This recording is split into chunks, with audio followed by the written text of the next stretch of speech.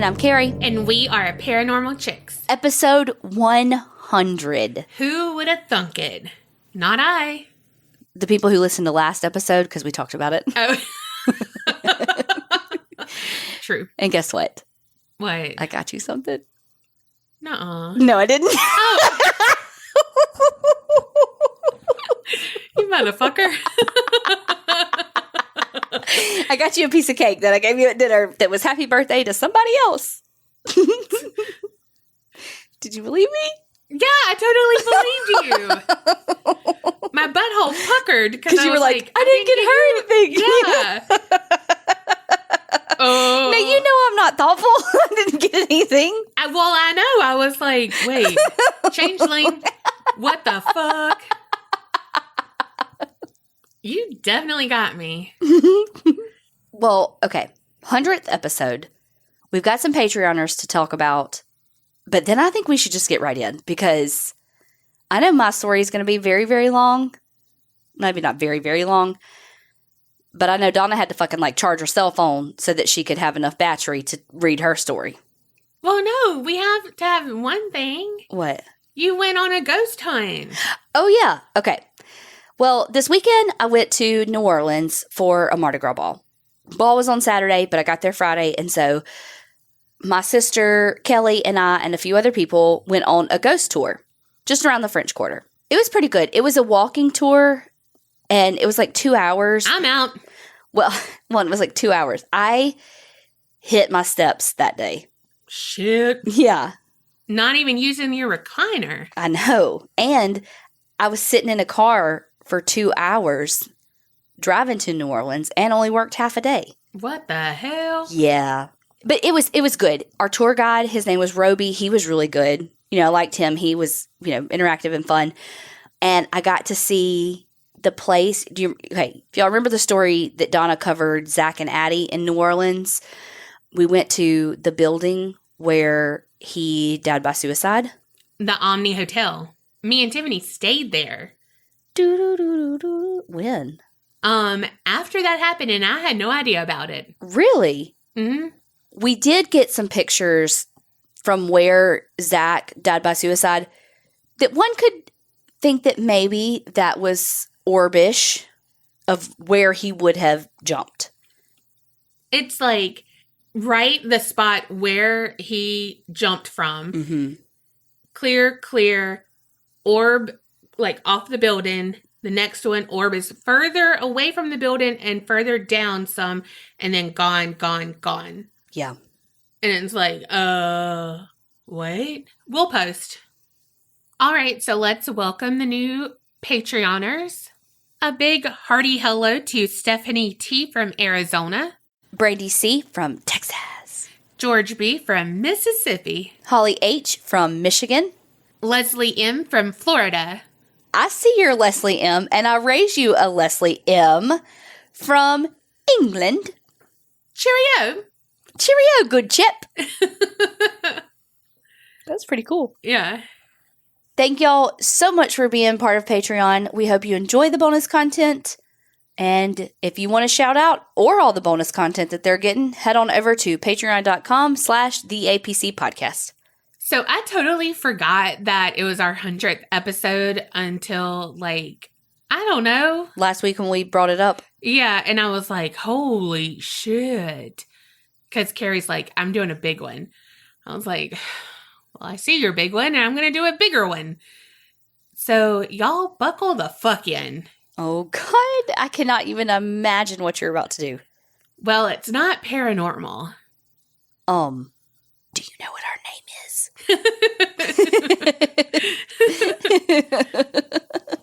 So what I'm going to do is something that sounds like a conspiracy theory, but it's not a theory. It's actual facts. I know what it is. What? The Mandela effect. No. Oh. The Illuminati. No. It's super illegal shit that the government did. And it all started because of the Cold War, basically. And there's a New York Times article that came after World War II, Korean War, all of that. And it said that POWs might have been brainwashed to become communist. So the CIA director, Alan Dulles, approved a new project. And that project was called MK Ultra on April 13th, 1953. Tell me everything. Have you never heard of this? I thought you were going to say they no. I was okay, she's going to talk about how they gave them drugs and stuff to stay awake. Okay. Are they trying to breed a perfect soldier? All the things. That's what I was like, where's she going with it? Communist? No. I mean, you're on the right track. Okay. MK Ultra is commonly referred to as the CIA's mind control program. Holy shit. Yeah, so they wanted to use the mind as a weapon against the Soviet Union, and it was all about gaining leverage in the Cold War. Also, though, they were big picture, Cold War. Little picture could be useful for assassinations, could be useful for, people like Fidel Castro. Let's get rid of him. All of the things. Okay. So MK Ultra is the CIA's cryptonym, and what it is a code name because it's CIA. Mm-hmm. And why does it have to be cryptonym? Why does it Because have to be cryptic, right? I'm fucking CIA is so scary. Doing all this research, I was like, you're on a watch list now. I was on that fucking alien thing, the Hopkinsville, that alien thing with all the black websites with the green writing, and it was MySpace all over again. And I am from, all the things, but also the Heaven's Gates website was very, I'm on a watch list website. Oh, literally, since I've been researching this, I've had a fucking headache. I'm like, what the fuck has the CIA done? Have I had, laser beams shot down and gave me a headache? Because, holy fuck. No medicine has taken care of it. Maybe after you tell the story, you'll be good. Or I die. Well. Tiffany, don't say anything. It's nice knowing you. You want my spooky town? I want your spooky town, and I want all your Christmas decorations. Okay. Just give me all the things. And my clothes. Yeah. So MK is meaning that the project was sponsored by the agency Technical Services Staff, and Ultra designates that it was the most secret classification of World War II intelligence. And before I get into everything that went down, I can't cover everything because literally could be a 6-parter. And I know you don't have the attention span for that. Girl, you stole my line. I was about to say that for you. I mean, you're not wrong. And neither am I. No. So yeah, before I get into what I can cover, because Kerri is a naysayer and a non-believer usually. Not when it comes to government shit. They do all kind of crazy shit. I'm just going to say this is all true. There's proof. Flash to 1973, and there's government-wide panic because of Watergate. Well, the CIA director at the time is Richard Helms, and he was tippy type on the typewriter, destroy all of MK Ultra. Okay, so then files got destroyed. However, there was 20,000 documents that were mislabeled. Sorry, not mislabeled, but incorrectly stored in financial records in that building. So when they did a Freedom of Information Act request, they found those documents and discovered all the shit. And then they had a Senate hearing in 1977, all the things. But we don't know all of it because, yeah, I mean, some of the shit on here is redacted, but 98% of it has been destroyed. Jesus. So when I tell you what I'm going to tell you, this is just the tip. And we all know there's a lot more than just the tip, but that tip can do a lot of damage. I'm speechless. I don't tell me everything. I'm literally Tell me. All right, now let's go to April 16th, 1943. This will play a very vital part of this whole project. Dr. Albert Hoffman, he's a Swiss chemist. He was researching the synthesis of lysergic acid compound. Oh, okay. Mm-hmm. And by accident, some of it got absorbed through his fingertip. Well, then he was like, I feel a little bit funny. So 3 days later, he's like, let me take some of it. So he ingested 250 micrograms, and that's of LSD. Oh, That's shit. what that is. Oh, shit. Mm-hmm. And that was basically the first LSD/acid trip of the world. He created LSD. Holy shit. Yeah. So now let's go back to 1953, and the MK Ultra director at the time, Sidney Gottlieb, a terrible, awful, no good human being, is now seen as the man who brought LSD to America. Oh, no. Yeah. And so unwittingly, the person who created the LSD counterculture too. Mm-hmm. So in the early 1950s, he got the CIA to pay $240,000, back then, to buy the entire supply of LSD, around the world. Brought it to the United States, and he started putting it in different places, different research projects in different institutions and stuff, to find out what LSD was, how people reacted to it, and how it might be a tool for mind control. What the fuck? But it wasn't just LSD. MK Ultra used a lot of different things to alter people's mental states and brain functions. A lot of different drugs, like barbiturates, all of it, other chemicals, hypnosis, sensory deprivation, isolation, verbal, sexual abuse. Oh, my God. Just torture. This project had all of that. All of it. Fuck them. And this is only the part we know from these pages that didn't get destroyed.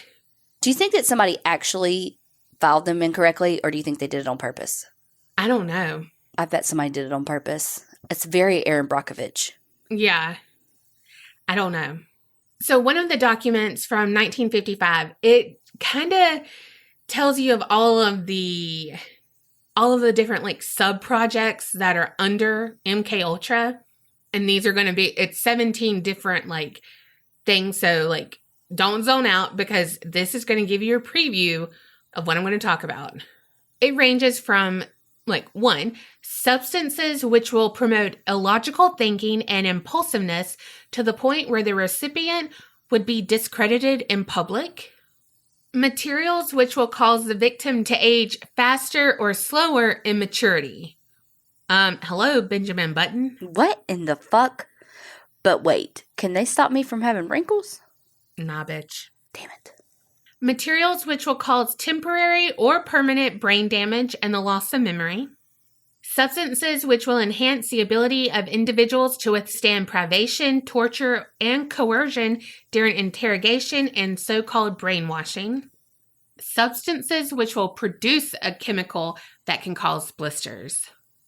A knockout pill which can be surreptitiously administered in drinks, food, cigarettes, as an aerosol, etc., which will be safe to use, provide a maximum of amnesia, and be suitable for use by agent types on an ad hoc basis. Holy shit. Mm-hmm. What in the date rape is going on? Yeah. All I can think about is JELLO. Damn. Damn. So there was a government scientist, his name's Dr. Russell Monroe, and he spoke to ABC News in 1979. He said that the CIA was looking for, and I quote, an incapacitating agent, an agent that would not harm permanently, but incapacitate temporarily. What the fuck? Mind control was a humanistic way to wage a war. A humanistic? Now, tell me if this sounds humanistic. There was a mental health patient in Kentucky who was dosed with LSD continuously for 174 days. What in the unethical bullshit is going on? Bet they didn't run that by their fucking IRB. What the fuck's an IRB? We talked about it. It's the Internal Review Board or the Institutional Review Board. It's like, because shit like this went down before, if you want to do any research with human subjects, you have to go through the place's Institutional Review Board. So like all universities have it, all like hospitals where research is conducted and all that, so that they approve your research so that you're not fucking giving some poor man LSD for 174 days straight. Jesus, Mary and Joseph. Should I just stay on this soapbox or should I step off for a minute? Girl, you gonna be on that soapbox? Your dogs are gonna be barking. Okay, I'm just gonna sit down. Crisscross applesauce on this box and I'll just wait for the next thing. Okay, so I got a little ahead of myself on that patient, but I just had to say, like, that's not humanistic because it all started with in-house testing. On agents. Cool. You know, people there to defend our country and all. Let's test it on them. So Gottlieb was over this, and he's like, if we know that they're being, if people know that they're being tested and all this, we don't know how it's going to work. So let's just do it more in a public setting. So agents, y'all can start dosing each other, but only at the office. You know, where important shit happens. Yeah, let's have you all drugged out on LSD. Yeah. What the fuckity fuck? However, they said that the targeted individual would have no prior knowledge. So like, oh, this glass of water, it's great. But then after they did it, they would tell them like, got you. You about to go on a trip, you know, on your favorite rocket ship or whatever the shit that is. Okay, first of all, this is like teenage boy pranking gone very wrong. First of all. Second of all, if you truly, from a research standpoint, if you were truly worried about the knowledge of the test's effect on the results, why would you tell them once you've dosed them that they've been dosed? Right. Like, let it play out at that point so you can get an accurate thing, because then they're going to be like, oh my God, I've been dosed, blah, blah, blah. Yeah. Let the cards fall where they may. If you're going to do this unethical shit, let's see where it goes. Yeah. Well, security personnel was thinking just like you, like, these people are unhinged. You know, because it is. Boys will be boys. Which is so fucked up. I can't even say it. It's so fucked up. That's not a thing, for the record. What? Like, boys will be boys. Like, that's stupid. That's not a thing. Yes. Just because you're a boy doesn't mean you get to do stupid shit. Just because you're a girl doesn't mean you get to do stupid shit. Don't do stupid shit. Yes. Cool, this soapbox is going to be worn out today. Well, like, the big shebang was there was a plot that someone found out to spike the punch bowl at the Christmas party. Nuh-uh. It's almost like a now. Okay. You know those videos, you're like, this is the longest story ever, Kerri, so can you please stop interrupting? And I will, I promise. Have you seen those videos on Facebook where these people like prank each other and they do like all this like crazy stuff, and it's like they just keep trying to get bigger and bigger and bigger with the pranks? And I know that there's probably lots of types. It's not like this one thing, but the one I can think about is just these like bunch of guys that constantly prank each other. And it tries to get bigger and bigger. That's what I feel like this is. Like, okay, so I dosed Bill's cigarette.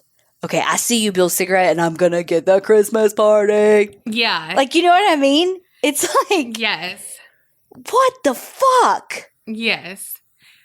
So there was a literal memo sent out that said, hey, LSD is like serious, and it's basically insanity for 8 to 18 hours.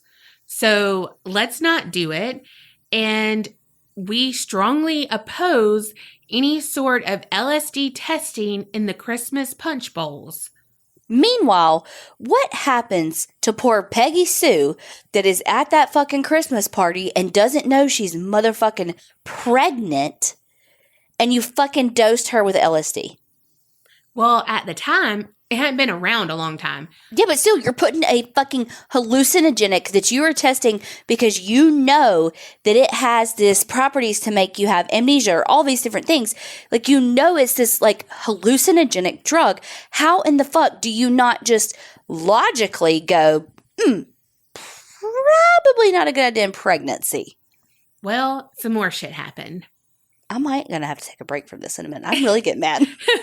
Well, there was another quote-unquote in-house incident, and it ended in death. The man's name is Frank Olson, and if you've watched Wormwood on Netflix, it's all about him. In 1943, Frank Olson started working at Camp Dietrich. He specialized in bacteria use in aerosol delivery. His colleagues, they worked in poisonous paper, fountain pens, and lipstick. I'm never going to leave my motherfucking house again. Right? I'm like, what the fuck? I think he was doing stuff with anthrax. Jesus God. Well, in November of 1953, he went to a conference with two of his colleagues. And when he came back, he was just completely different. Like, he was depressed. And he told his wife that he had done something wrong. But of course, he said, I can't tell you what I did. That poor wife. Mm-hmm. Well, how he was acting and like his family was like, what the fuck? So his boss is like, all right, you're going to have a nervous breakdown. Let's go to New York for treatment because you're stressed out, all of the things. Because, I mean, he's got a stressful job. It was like a week. He didn't contact his family or anything, but he's in New York. Well, November 28th, 1953, he's sharing a room with Dr. Robert Lashbrook, and he fell or jumped to his death from the 13th story window of a hotel. It's a Hotel Stradler in New York. And so his wife and his 3 children were, left without a father and a husband. Oh my God. But from the beginning, they were very suspicious. Like, something changed in him, Mm-hmm. Well, the night manager of the hotel was like, something was weird about this, because he found Frank on the street. And he said that Frank was trying to tell him something, but he couldn't get out what he wanted to say. And then when he looked up, like the night manager looked up, he noticed that the window shade was stuck through the broken window. So who would jump through a closed window Right. to die by suicide? So fast forward to 1975, that whole thing about the CIA and the FOIA request and all of that, it gets kind of leaked about, Frank's involvement and all of this. And so his family got a $750,000 check from the government. What? Because they learned that he went to a retreat with his 2 colleagues or whatever, but they were told that they were going to do some more research. And it wasn't that. What they were doing is the CIA secretly gave them doses of LSD without telling them, obviously secretly, But they did this to see what their reactions would be. So what happened, Lashbrook poured the alcohol, like they had vodka, poured it into the drinks, like the cups, and then poured Gottlieb's and his own drink in from a different thing. Everyone's like, whatever, it's alcohol. And they're like the 2 big wigs. So, of course, like they probably have top shelf, whatevs, Well, then afterwards they're like, by the way, y'all just got dosed with LSD. Because they wanted to know now, like, what you going to do. Because they all have secrets. They're all working on this huge project. Mm-hmm. So, like, are you going to be susceptible to tell those secrets? Mm-hmm. Well, they said that Frank became enraged because, like, he's like, what the fuck? Mm-hmm. So that's what he meant by, like, he did something bad. Like, he did a drug, and now he's like, what the fuck? I'm working for some shady fuckers. Yeah. Well, then that week after that, when he met with the doctor, he had told the doctor that he felt like he was being followed. Well, and two, you know what? This is what I would do. I would be like, okay, so they gave me LSD as a test. Are they sending me to this doctor as a test? So can I actually tell this doctor anything? Because is this a test too? Right. Well, so that Dr. Lashbrook, his colleague, was in the room with him when he died by suicide, when he jumped, supposedly, allegedly. So Lashbrook called 911, like, oh shit, Mm-hmm. However, he never called for help. What? Mm-hmm. But he did make one call, and that was overheard by the hotel operator because, during the 1950s, Mm-hmm. you had to call the operator. Could I have had that job? Because I would have listened all the time. One call would have been through. Like, if that person had an hour-long conversation, I would have been on it the whole time. Mm-hmm. They'd been like, why can only one person...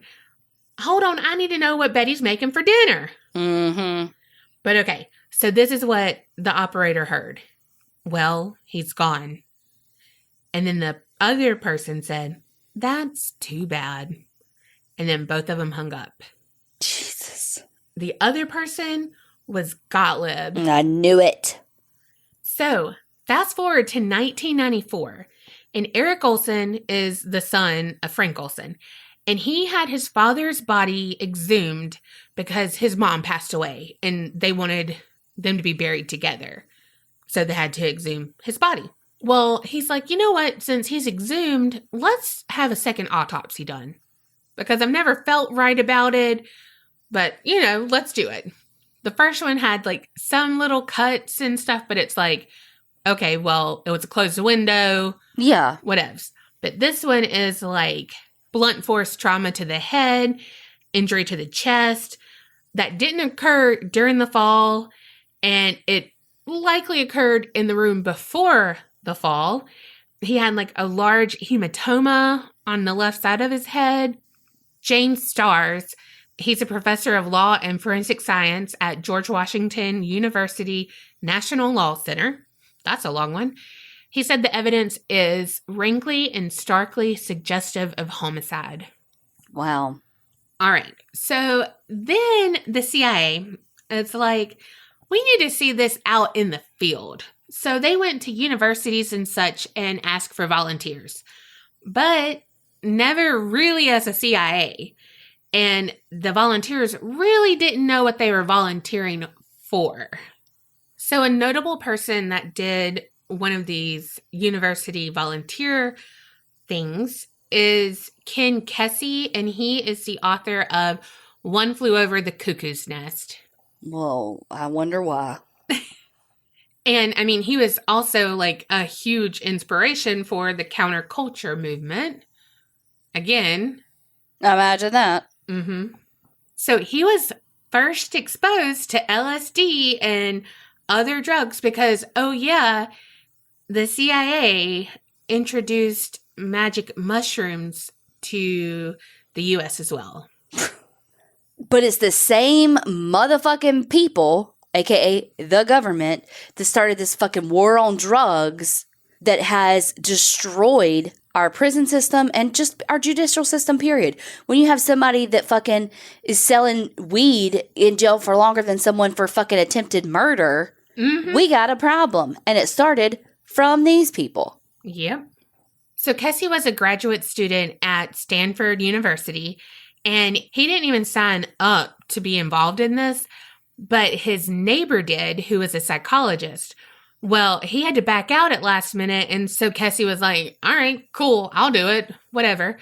But, like, he had never done drugs. He had never even tasted alcohol. He was a really big athlete and stuff. Mm-hmm. He was, like, training. Yeah, he was training for the 1960 Olympics. Holy shit. Yeah, because he had already earned a place on the wrestling team as an alternate. So again, Kesey did not know that they were part of this thing for CIA stuff. He said that he thought they were trying to cure insane people.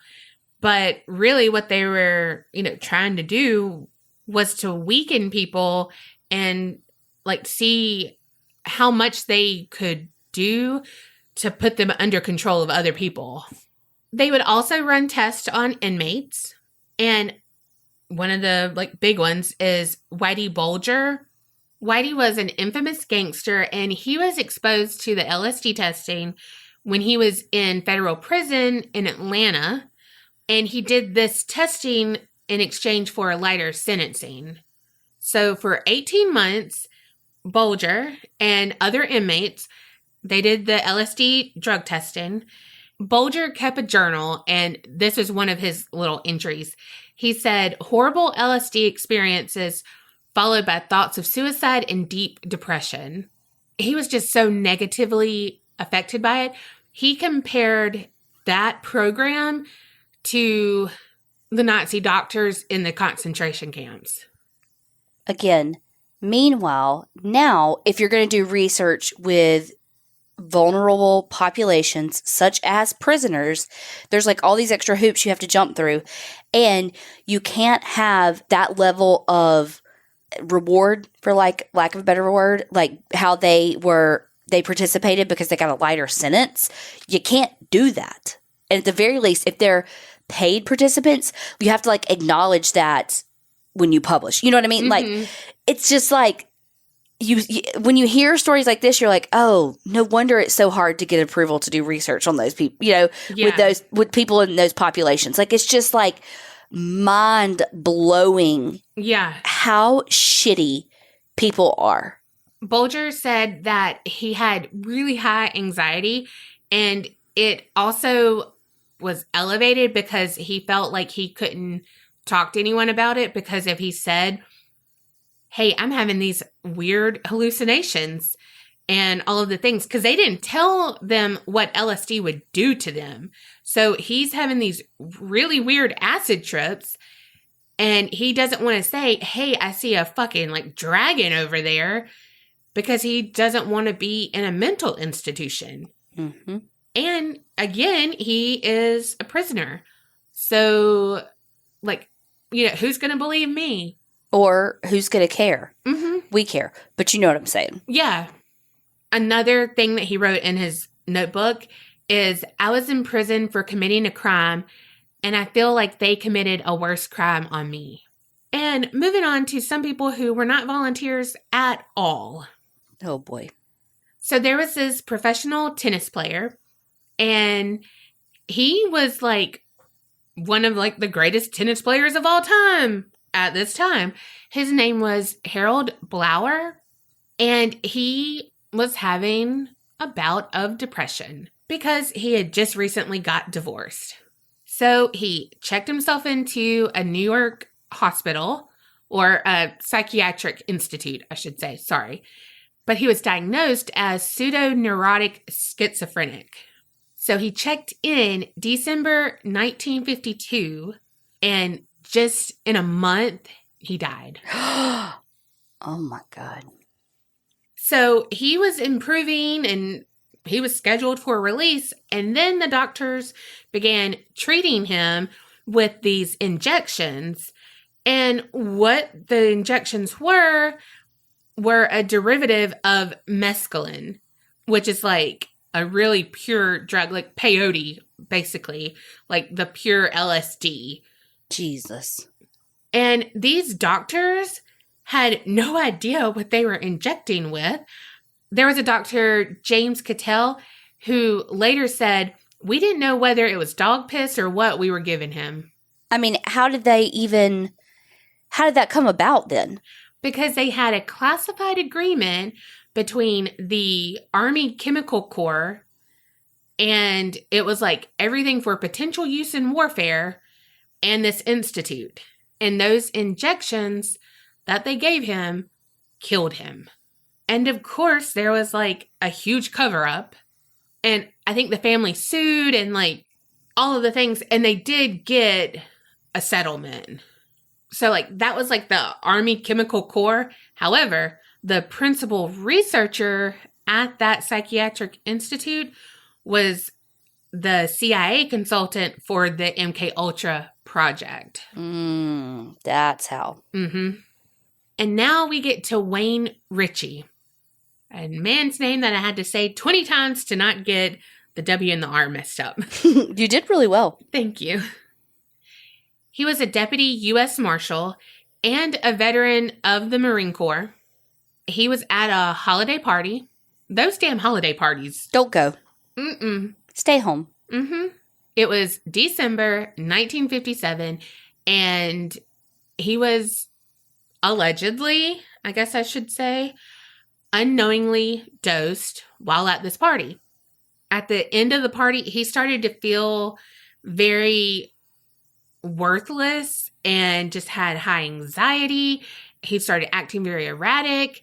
So then after that, he had an argument with his girlfriend because she's like, I want to move away from San Francisco, all of the things. He was like, I don't know, like, fuck it, I'm tired of all of this. Got his government issued guns and tried to get money for a plane ticket by robbing a bar. Oh, no. During the robbery attempt, someone at the bar knocked him out. And by the time he came to, police were there arresting him. And he pled guilty, sentenced to 5 years of probation and a fine of $500. And he was forced to resign from the U.S. Marshals. He went on to be a house painter for the rest of his life. And then more than 40 years later, he learned of the CIA's program that had tested LSD and other drugs on people in San Francisco.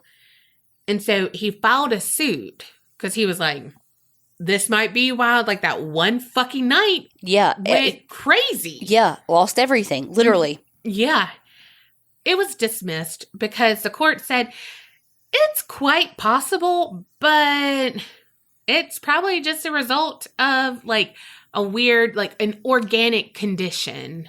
But what was his proof that, well, I mean, you can't just be like, well, they were testing in the city. Well, in a sworn deposition, Ira Feldman, who was a CIA agent involved in MK Ultra, he explained that he observed unknowing citizens he had drugged with LSD. And he said, you just sit back away and let them worry, like this nitwit Ritchie. Then he like goes on and says that Ritchie's dose was a, quote, full head, and that Ritchie was targeted because he, quote, deserved to suffer. Yeah. But so the court said, this Feldman guy might have just been trying to be funny. Mm-mm. I'm like, it's a sworn deposition. So, like, that's on him if he's lying. Mm-hmm. Get him for perjury then. Yeah. So, like, these people, like, are literally, their lives, Frank Olson. Ruined. Taken from him. Dead. Mm-hmm. Wayne Ritchie's, he's living, but everything is gone. Like, his livelihood. Mm-hmm. I mean, lucky for him, he was able to find a different career path and like, you know, I mean, and got good work. Yeah, for sure. But it wasn't what he was destined to do. Yeah. And then here's the big kicker. There is a really notorious person who was a volunteer for these tests. There is a 16-year-old undergrad student at Harvard, and he took part in a behavioral engineering project run by the CIA. Again, didn't know it was a CIA. Mm-hmm. There were 22 test subjects, and each of them had a code name. This 16-year-old's code name was Lawful. 16-year-old undergraduate student? Mm-hmm. He was that fucking smart. Damn. Yeah. But so his name was Lawful because he was so straight-laced. You know, just, he's fucking 16 years old. At Harvard. Yeah. Mm-hmm. He's more of a rule follower than me. Mm-hmm. So this study was ran by Dr. Henry Murray, and each subject, all 22 of them, had to write an essay and just in full detail of their hopes and their dreams and their aspirations, okay? Then they were taken into a room where they were hooked up with like electrodes and all of the shit to monitor their vitals while they were berated. So they were subjected to extremely personal, stressful, and brutal critiques of their essays. And like these are their hopes, dreams, aspirations. Yeah, their vulnerabilities. Yeah. But then after these attacks, they were forced to watch the videos of them being verbally and psychologically assaulted. And not just once, but multiple times. Oh my God. Mm-hmm. First of all, I don't want to watch a video of myself in life. Mm-hmm. Much less a fucking torture video. Yeah. I mean, to me, this would be like me having to watch an episode of What Not to Wear, like back in the day, how When they Stacey and London were like so mean. rude. Yes. And like the three-way mirror, that kind of fucking thing. And if I had to watch that on repeat, I would hate myself. Mm-hmm. So this 16-year-old, he had the worst reaction to being interrogated. Because, hello, he's 16. He's a fucking child. Yes. And he had, like, a lack of social skills and all of that. He had been bullied as a child. Oh. So that triggered memories and all of that. It really just fucking triggered him in really bad ways. He started having terrible nightmares, and eventually it drove him to isolation. And so he moved to Lincoln, Montana. This guy was Theodore John Kaczynski. No! Who would one day be known as The Unabomber! Yeah. What? Like, what the fuck? What? Mm-hmm. Am I stupid that I didn't know that's part of the story? I feel like how have I watched all this stuff on the Unabomber and never knew that? Because it's fucking MK Ultra. They probably don't want you to know it. Like, I have watched, at least one Forensic Files on it. I've watched one. What in the fuckity fuck? And again, we know, like, one thing doesn't create, but that's a fucking stepping stone. But it created the fear, the need for isolation, and the disdain for the government. Even just take this episode. Like I joked at the beginning that this is like giving me agoraphobia, like not wanting to leave the fucking house. Imagine if you actually lived it. I can't. The level of fear, distrust, paranoia would be enough to ruin anyone. Okay, so moving right along, there's more projects, and one is called Midnight Climax. Yes, it sounds sexual because yes, it is. And I would imagine that it is not consensual. Sex is... Okay, then that means no. If you have to put a question mark at the end, it's not. Sometimes they might not even have sex. Okay, tell me. Okay. So this started in 1954, and what it was CIA-run safe houses in San Francisco and New York City. Here's the part where people didn't know that they needed to consent to. Okay. This whole thing that I'm about to tell you was established to learn the effects of LSD on unconsenting individuals. Wow. Mm-hmm. So George Hunter White was in charge of this project, and he is... he's a character. So what they did, sex workers were basically on the CIA payroll, and they would lure clients back to these safe houses that they made to look like a brothel, I picture they said it was kind of like French noir kind of shit. You know what I mean? Yeah. And then they'd pour him a drink because, It's what you do. Mm-hmm. And different substances, including LSD. Oh my God. And then either they would have sex, not have sex, depending on how the men reacted to it. But okay, so they're doing this, but how do they monitor them? Oh, because they were at the safe houses behind a one-way glass. And usually it was just like one man, and it was that guy White. And he was like a boozer. So he had a ring-a-ding-ding, a little martini in his hand all the time. They said that he would like finish off a quart of gin a night. Damn. But here's the thing. So he's having his martini, pinky up, watching his like live action porn of this poor individual who's fucking drugged by the CIA. He's getting paid for this, but he is sitting on a toilet.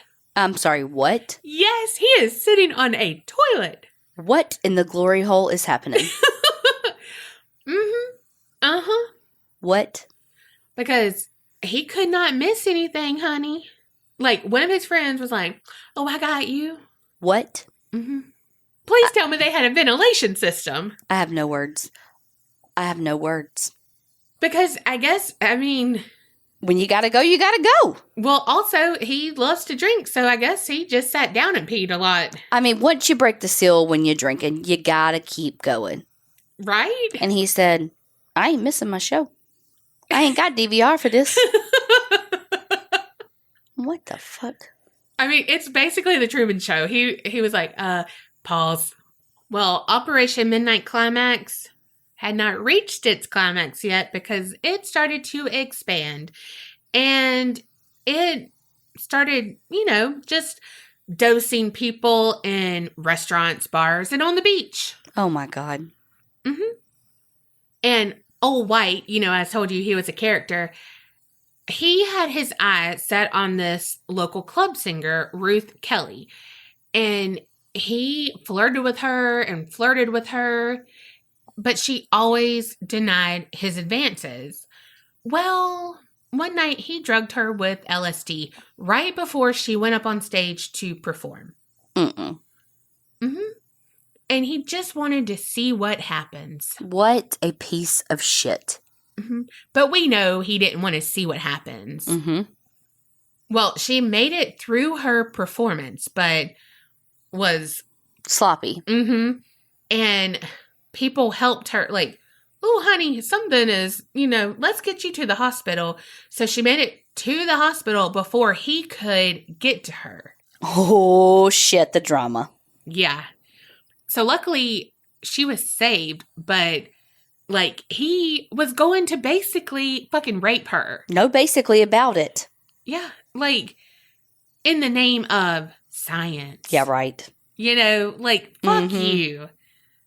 Fuck you. One, you get to watch. It's never enough. No. And, okay, so is someone else going to sit on your porta potty while you're fucking her? Nope. So there were neighbors around these safe houses because, they got to look normal and shit. Right. And they would complain about, like, what's going on here. They would say that there's always men with guns and shoulder straps and they're chasing after women. And half of these women are, like, undressed or, like, in various states of undress. Old character White... he acknowledged that he himself used LSD sometimes while he was conducting these experiments. Imagine that. And he said that clear thinking was non-existent while he was under the influence of these drugs, but it vanished right after the session. Okay. And so he wrote to Sidney Gottlieb. Was I saying Gottlieb earlier? I think so. Well, it's Gottlieb, y'all. Call me Kerri. So in his letter to Gottlieb, he put, where else could a red-blooded American boy lie, kill, cheat, steal, rape, and pillage with the sanction and blessing of the All-Highest? What? Uh-huh. The fuck. Uh-huh. Fuck you. Mm-hmm. My thoughts exactly. It takes a lot for me to say fuck you, but a fuck you. Yeah. Like, he wrote this in an official document. Like, he's like, hardy har har. Like, if this is the shit we're seeing. Mm-hmm. That's what I'm saying. Just a fucking tip. And then there was a project where we deal with the shittiest people ever. We haven't been already? Oh, but wait, there's more.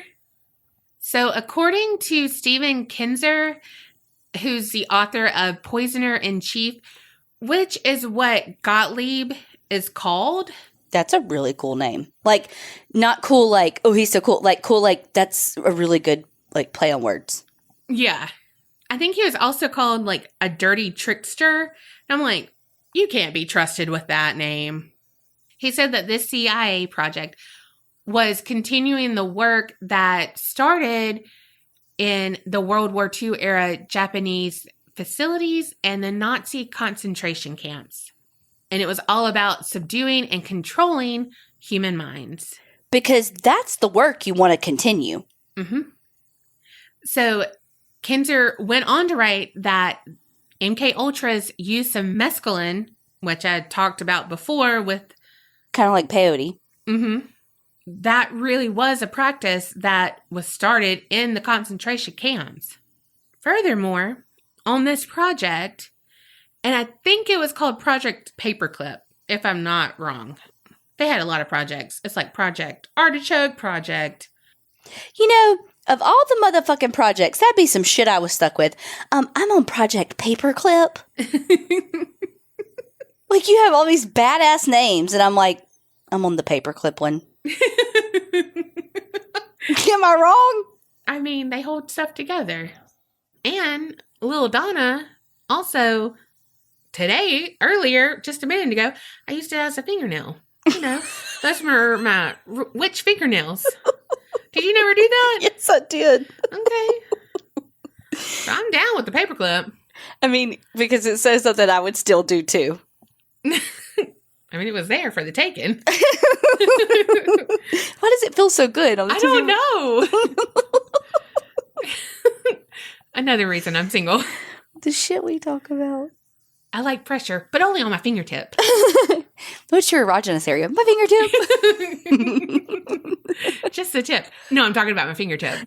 So Project Paperclip, aka Witch's Fingernails, they brought Nazis over to Fort Detrick in Maryland to instruct CIA officers on the lethal uses of sarin gas and how long it took people to die from sarin. I have no words. I'm like, these were not like prisoners of war. Like, you know what I mean? These were people they fucking, like, I can't even talk about that kind of shit. I can't either. I can't. I can't touch that. Yeah. There's this experiment that some soldiers had signed up for, and it was like how to help cure the common cold or some shit like that, okay? And of course, the soldiers sign up, whatever. So they're given gas masks, and they were told, do not remove these masks at any time. So they're thinking, okay, this is weird, but common cold, like through the air, whatevs. But then their arms are like placed on the table, and there's two people, like two soldiers. Arms are placed on the table, and there's this cloth that's wrapped around their left arm, or one of their arms. Then the guy comes and he puts 2 rows of 10 dots of like droplets of this liquid, and then he leaves. And this one soldier, and I fucking suck because I cannot remember his name, but he is like, holy shit, I can't breathe. Like, what's going on? Like, you know, just wants to tear everything off, cannot breathe, feeling so suffocated, all of the things. And they were like locked into this little room. I think it was like 20 minutes that they stayed there. Question mark, question mark. Well, it turns out that those droplets sarin gas. Mm-hmm. Oh, what was it for, really? Not the common cold. It was to know what's the lethal dosage of sarin gas. Oh, my God. Did they die? No, they survived. They walked out. But it's like, okay, so these people signed up to cure the common cold. And if 20 drops was too much, They'd have died. they would have died. And For what? right. And then be like, well, let's try 19. You know what I mean? Mm-hmm. Like, what the fuck? Okay, so that's all bad. We know this. But then the shit-fueled experiments that I just talked about were not solely on humans. So, trigger warning. Animals. I'm going to go through these fast because, like, Yeah. no one wants to hear that. Tell us all about the people dying. I know. Okay, so they were like, let's mind control dogs. Oh, no. They had these 6 dogs, and they were going to be remote-controlled dogs. Oh, good. They were going to be made to, like, run, stop, turn, all the things. They tried, like, a plastic helmet that had electrodes and all of that, but that wasn't good enough. And there are, like, you know, some nasty details where infection, all of the things. But also, I mean, it's still all gross because then they were like, let's surgically implant some shit. And so they embedded an electrode, and it was within the, quote, mound of dental cement on the skull. And then it ran between the point of the shoulder blades. And then it could be, like, affixed to the standard dog harness. What? Mm-hmm. So basically, dogs were forced to have surgery, have this device implanted in their brain, and all of their basic motor skills were controlled by a remote that a human had, and that also included electric shockwave signaling. Oh, my God. They did 6 dogs. They did successfully, like, stop, turn, and they did, like, go in a square. Mm-hmm. They did control them, but they couldn't do it, like, at a distance, and so they didn't go further with it. They're like, it works, but we can't really have it out in the field. It couldn't do, you know, it couldn't be, like, right, a fucking remote control car because, you know, these are fucking animals. Mm-hmm. So, there's that. Then there's this other guy, Baldwin, and he performed lobotomies on apes. Oh, my God. And then he would also put them into sensory deprivation chambers. Mm-mm. There's no information if he did this to humans, but he did discuss with an outside consultant, like, what would be the outcome and how would this affect people if you lobotomize patients? Like, how would they react to prolonged isolation? Oh, my God. This is so fucked up.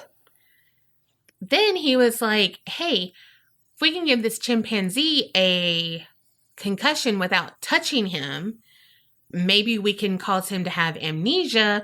And so if it was something like we mind controlled him, he assassinated someone, we could shoot this laser or whatever, he'd have amnesia and not remember. So if he was captured, he wouldn't know that he just assassinated someone. You know, all about the things. I mean, it makes sense if you're thinking about it that way, but come on, people. Mm-hmm. Like, what in the Men in Black? Yes. So he would like beam these lasers and shit right at the chimps. All I can think of is Woody, quote, laser beams. Oh, yeah. Like, are you fucking kidding me? He would do the laser beams at the chimps.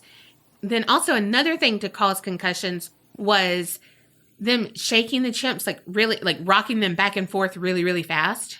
So like Shaken Baby, Mm-hmm. except. Mm-hmm. Yeah. But also like, so with these 2 things, something in the brain that causes your body temperature to regulate Mm-hmm.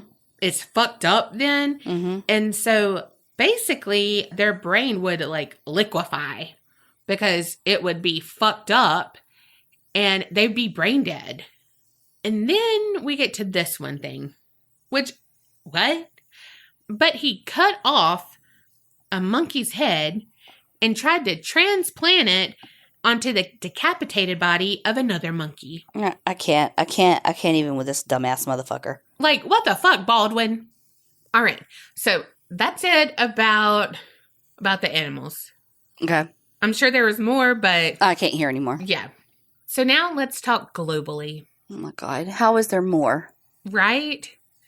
And again, this is just the shit that was, mislabeled and filed, and even that is still redacted. Yeah.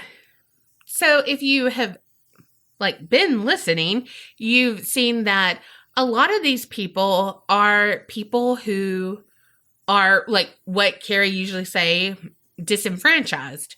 Sex workers, inmates.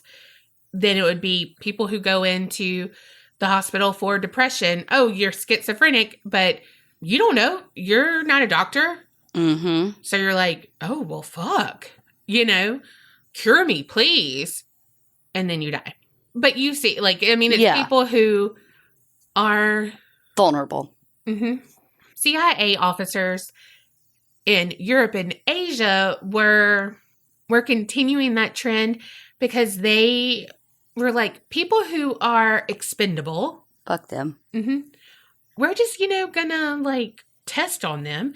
And enemy agents, if we capture them, all of these people who they might, they're suspects of whatever, they might turn on us. They might be whatever.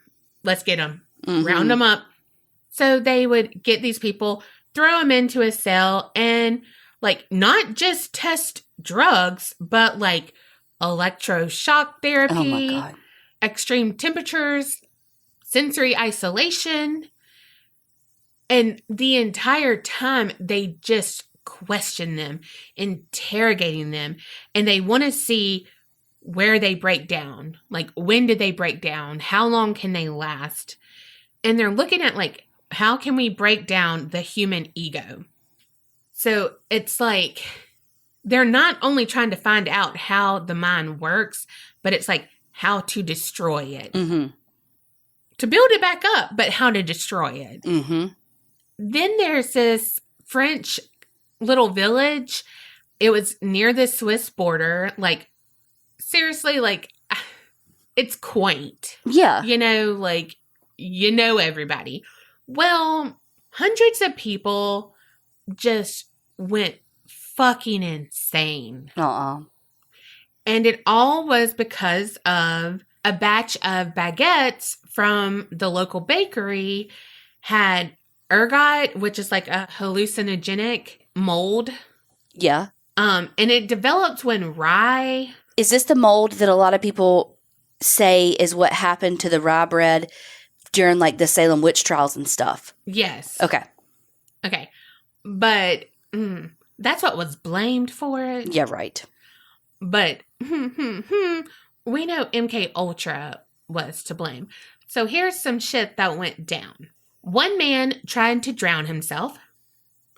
He was heard screaming that snakes were eating his belly. Okay. There is an 11-year-old who tried to strangle his grandmother. Oh. One man shouted, "I'm a plane," before jumping out of a second-floor window, breaking his legs, but then he got up and went on for 50 yards before he couldn't anymore. There was another guy who told his doctor that he saw his heart escaping his body through his feet, and he just begged the doctor to put it back in his body. Oh. Mm-hmm. So many of them were taken to the local asylum in straitjackets, and it all turns out that the baguettes were laced with LSD. Wow. But can you imagine?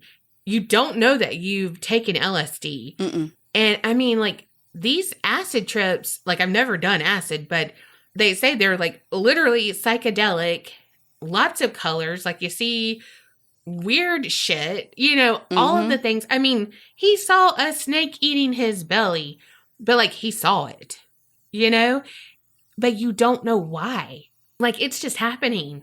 That is so scary. Like you feel like you're losing your mind. Yeah. For no reason. Like it doesn't matter if it lasts an hour or what, like that is traumatic. But then shit gets really shitty in Canada. Oh, God. Enter Dr. Ewan Cameron. He was over the Allen Memorial Institute in the 50s and the 60s. And he was all about like, okay, this combination of chemically induced sleep, electroshock therapy, and experimental hallucinogenic drugs like LSD could de-pattern the brain. And so that's his like coined term, de-pattern. And his main thing was like, this could help people with schizophrenia de-pattern, and then doctors could re-pattern patients. But here's a thing too. He had a thing called psychic driving, which he would do all of this shit that's bad anyway, because it's like prolonged induced sleep. We'll get into that. But while they're sleeping, they're subjected to repetitive messages playing, and it's not like positive shit. Yeah. So, okay. Because again, you got to break down the mind to build it back up. Mm-hmm. As they say, allegedly. So that did not work. However, the de-patterning did wipe out the patient's memory and basically rendered them as a child again. Oh, my God. They forgot basic skills like how to use a bathroom, how to dress themselves, how to tie their shoes, who their family members were. It sounds very similar to a stroke.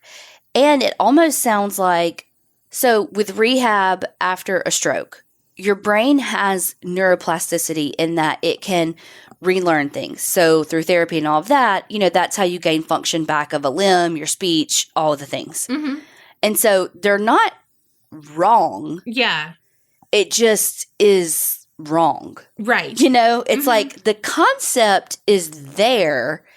It's just really shitty. Yeah. Yeah. Like with the other things about the assassination thing, like, it's like, in the grand scheme of things, in the overall thing, it's like, not a bad idea. Yeah. But, okay, in the, like, Minutia of it. Yes. Yes. That's my new favorite word right now. It's like, what the fuck is wrong with you? I know. Whew. So these experiments in Canada were funded by grants from the CIA through one of their front organizations known as the Society for the Investigation of Human Ecology. What the fuck? Mm-hmm. So Dr. Cameron didn't know he was working with the CIA. Wow. Yeah, at first. Because I really think something, I don't know, because they ended up paying him a little bit more to keep going and, study Hush some money. more, do some more. I just feel like, I don't know. I feel like he'd be like, wait, what's up with this? Yeah. Because it was, I don't even know, it was like $61,000, but in today's money, it was like $200,000. Yeah. That's a lot just to be like, fuck, 61,000's a lot of money. Oh, for sure. But like, it's not for the foundation. It's a personal thing. Yeah. So they were really intrigued with Dr. Cameron and his psychic driving sessions. Again, he was doing this for his own research to, quote unquote, cure schizophrenia and shit like that. But CIA was like, oh no, this is exactly what we need to wipe these people's minds so we can control them. Wow. So, like, CIA is literally in the background, like, looking like Mr. Burns or whatever from The Simpsons, like, with little weasel fingers. With the fire in the back. Yes. So these psychic driving sessions, like several other CIA projects, experimented on patients who were mostly housewives and children sent in for treatment of depression, and were totally bamboozled by Cameron into thinking they needed treatment, but not knowing what kind of freaking treatment, not knowing that they were going to be tested on, not knowing that they were human test subjects. I hope they knew they were human. Not after he got through with them. Touche.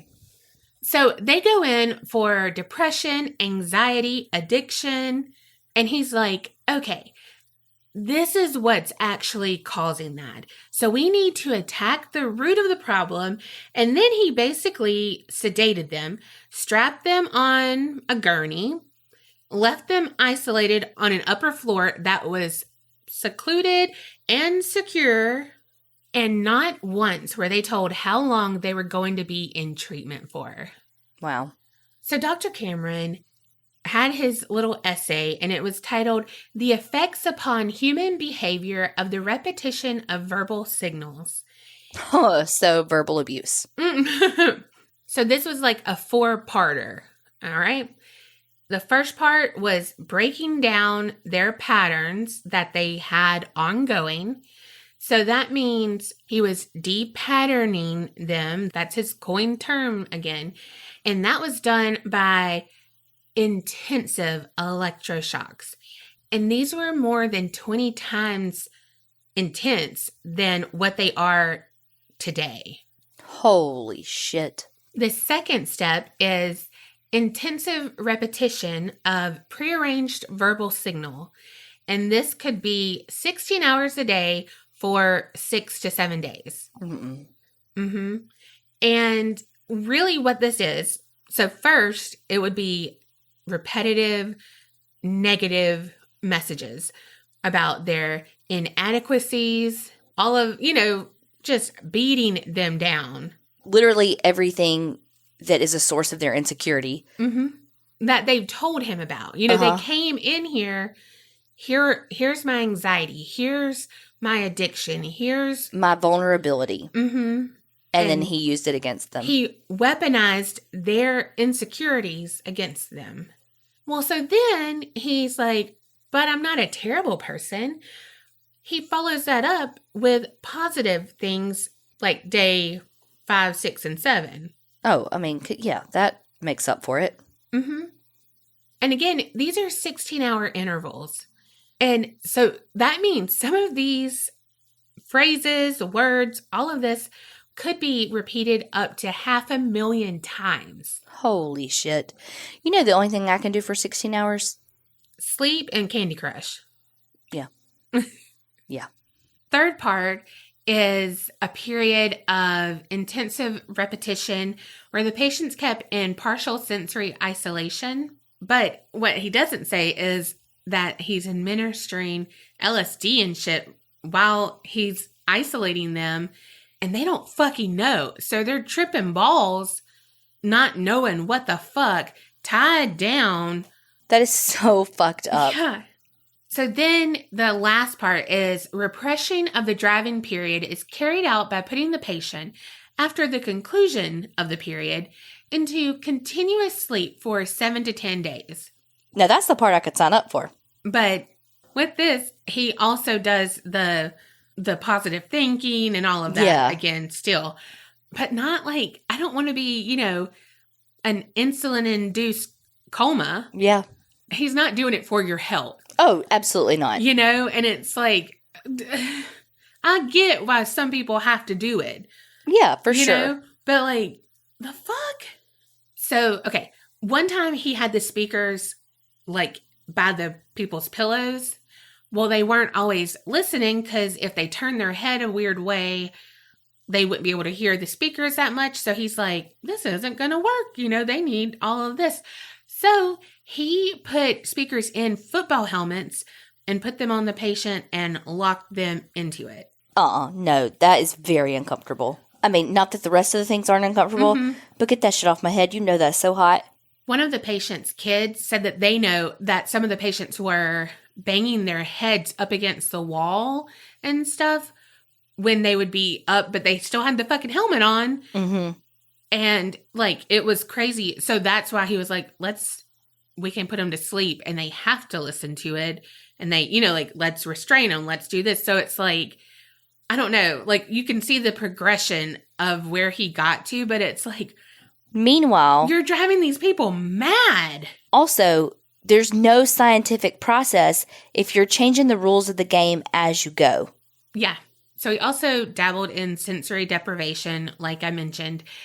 Well, he once locked a woman in a small white box for 35 days. What? She was deprived of all light, smells, and sound. I think somewhere there was a study that said, should have wrote it down, that people can't spend more than like 40 hours without like going mad. Wow. 35 days. And you have no concept of time. So it's not like you're like, okay, it's almost the next night. Mm-hmm. If I can just make it until morning. Like you have no concept of time. Mm-hmm. Oh, okay. So you will be like, oh, this sounds lovely. So the place where he will do all of this, the secure room on the upper floor, it's called the sleep room. So sounds like somewhere you'd be like, sign me up. Mm-hmm. But that sounds fucking like creepypasta as shit to me. Yeah, I can see that. So, okay, I know I've been talking for so long, y'all, but I have a few people that I want to just touch on and then I'm done, I swear. These people all were patients / victims of Dr. Cameron. Linda McDonald, she was a 25-year-old mother of 5 children, all very young, and she was dealing with postpartum depression and had chronic back pains. So her family doctor, told her husband, hey, you should take her to go see Dr. Cameron. He's the best in his field, all of this. And so they win. Well, after a few days of being under observation, he said that she had acute schizophrenia and he transferred her to the sleep room. And that's where she stayed for 86 days. Wow. She was kept basically in a vegetable-like state because he used LSD and other narcotics, and she would only wake up from the electroshock therapy. In the time frame of the 86 days, she received 102 electroshock treatments. Wow. When she left the institute, she said, I had to be toilet trained. I was a vegetable. I had no identity, no memory. I had never existed in the world before. I was like a baby. Wow. She had no idea who her husband was, who her kids were. Like, so, I mean, what do you do? And not to mention, how do you process that trauma and get the help that you need to work through it? Because at that point, you would trust no one. Like the person that you had entrusted your mental health to before. And is, quote, best of the best. Intentionally traumatized you in such a way that, I mean, I don't even know. Well, shit gets shittier. Oh, God. Like I mentioned about kids, there were kids who were sexually abused. Oh. And in one case, it was by several different men. Oh. It was all high-ranking federal government officials. What? And it was set up by Cameron and MK Ultra, like, researchers because they wanted to have blackmail on them for further funding. Wow. Mm-hmm. Wow. Another person, her name is Jan Steele. And in 1957, she was a happy and energetic 33-year-old. She was an active person who enjoyed outdoor shit like skiing and horseback riding. That same year, she was admitted to the Montreal's Allen Memorial Institute, and she was diagnosed with manic depression and delusional thinking. But what was really going on is that she had lost her first child, who was born with spina bifida, but had recently had another child, and she was like 1 or 2.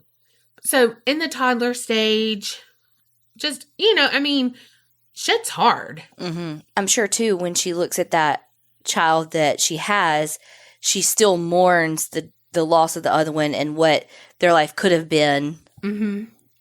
So she was suffering from postpartum depression. Mm-hmm.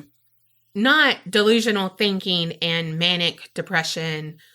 Well, she was kept in a chemically induced coma for weeks. One series lasted 29 days. Wow. The second one lasted 18 days. And of course, this was all accompanied with a series of the electroshock treatment. Dr. Cameron had wrote in his report, she was extremely confused and disoriented, but much more cooperative. Wow. Then she was subjected, to rounds of LSD and other experimental drugs, and then had, again, the looped tape recorded messages.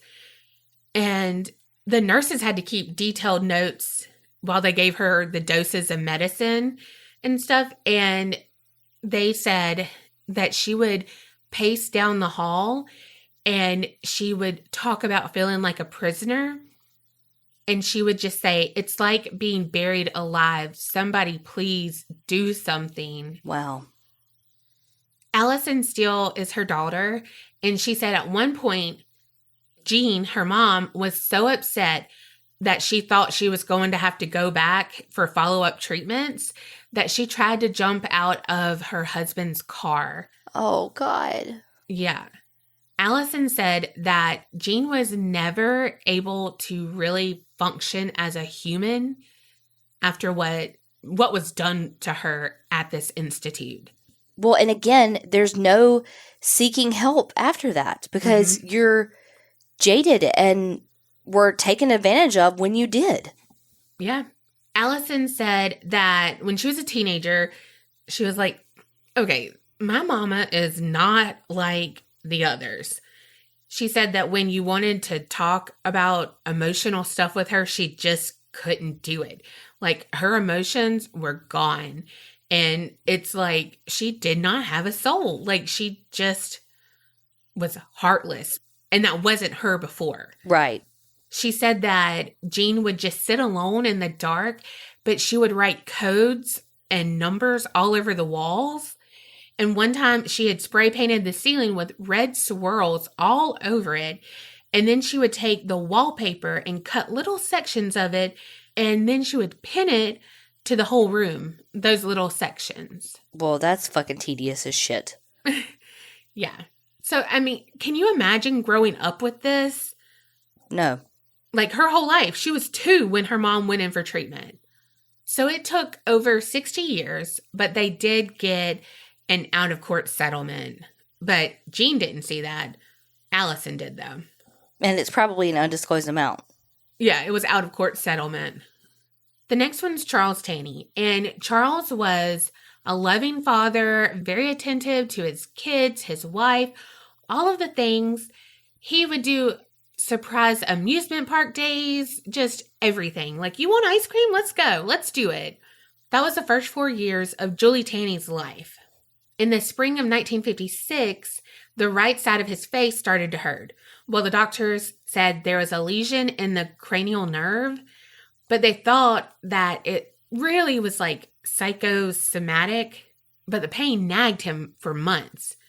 So January 1957, he was admitted to the institute, and Dr. Cameron came to the rescue, and he placed him in an insulin-induced coma for the next 7 weeks. When he went home, March 1957, 2.5 months after his admission, he was frail, very confused, and just very distant with his family. He was just reserved. He didn't recognize his family. He called his son Alan an idiot. What? Like, he was a super cool dad before. Yeah. But what's worse is that he physically abused Julie from then to into her 20s. Whoa. And it's only because then he suffered a stroke and he lost the ability to even write or talk. Julie was the one who was interviewed about this, and she said, "My life was hell as a result of this. It still is. They have to recognize that the families really suffered." And he died in 1992. Julie said it was minutes after receiving a payout from the Canadian government. What? Mm-hmm.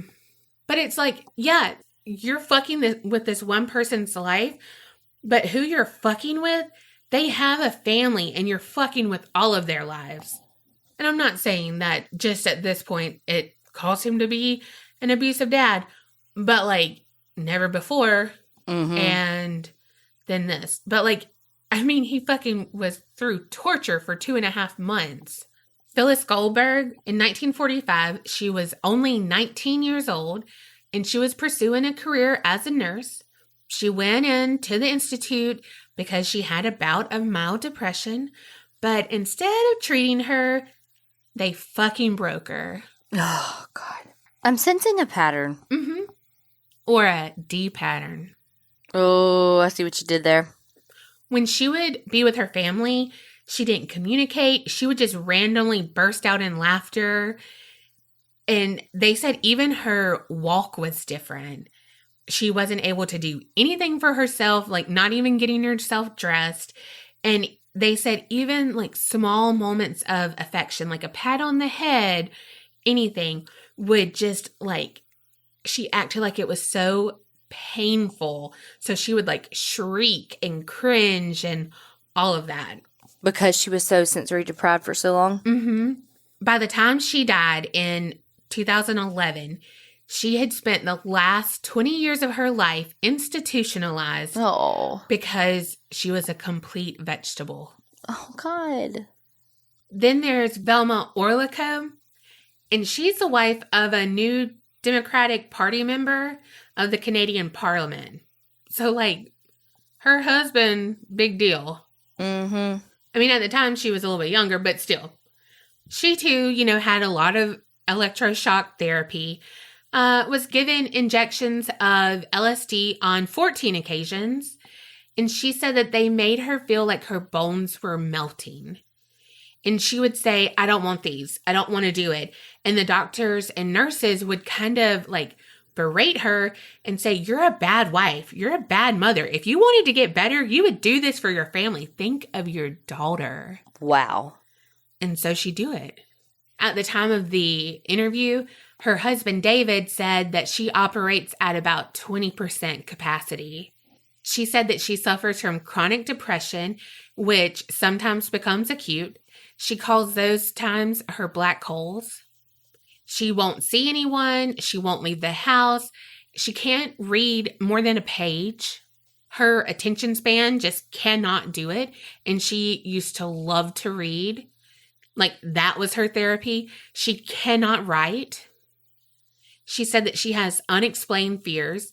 Like, she will wake up, freak the fuck out in the middle of the night, but have no idea why. Like, no way to calm herself because she has no fucking clue why she's scared. She said that she has a limp, and she's like, "I look like I'm being crippled, but I wasn't in an accident." And sadly, when she first returned home from the institute, she tried to take her own life. Oh. Then there's Robert Logie, and he was sent to Dr. Cameron by his family doctor. And again, he had a pain in his leg, and the doctor was like, "Go see this guy, he'll fix it," because the doctor really thought it was psychosomatic. Well, he was diagnosed as schizophrenic by Dr. Cameron, and he went through the whole fucking thing again. But here's the thing. He went through it 23 straight days of hearing one message, and he remembered this message when he left. "You killed your mother." What? You killed your mother. When he went home, he was really shocked to find that his mom was Still alive? still alive. What the fuck? Yeah. Here's another kicker. There was this doctor who was like, "Oh my God, Dr. Cameron, he's the best of the best." And so she approached him and was like, "Hey, I want to do a fellowship in psychiatry." But Dr. Cameron did a physical exam, and he said that she appeared to be very nervous and admitted her as a patient. And so for 11 days, she underwent the depatterning experiments. So she had barbiturates and the electroshock treatments, all of the things. And she actually was hospitalized after this because her brain didn't get enough oxygen. Oh, my God. So he gave this poor med student a fucking anoxic brain injury because she didn't have enough fucking oxygen. Yes. He erased 10 years of her life. Oh, my God. Today, she suffers from prosopagnosia, which is where she cannot recognize people's faces. And she can't really remember names either. And that's really, bad for her because she's a fucking doctor. Wow. That's part of her brain injury from not having fucking oxygen. Yeah. And she said it's dangerous because people can say anything. Yeah. Like, hey, will you give me a ride? And she, if she's embarrassed because, oh, shit, I should know him. You know what I mean? Okay. And then, bam, she's done for, But the gall of Dr. Cameron. Like, dude had big balls.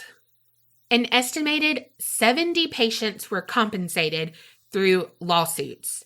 But there were hundreds more who applied but were rejected because they had not been depatterned enough to warrant compensation. Fuck that.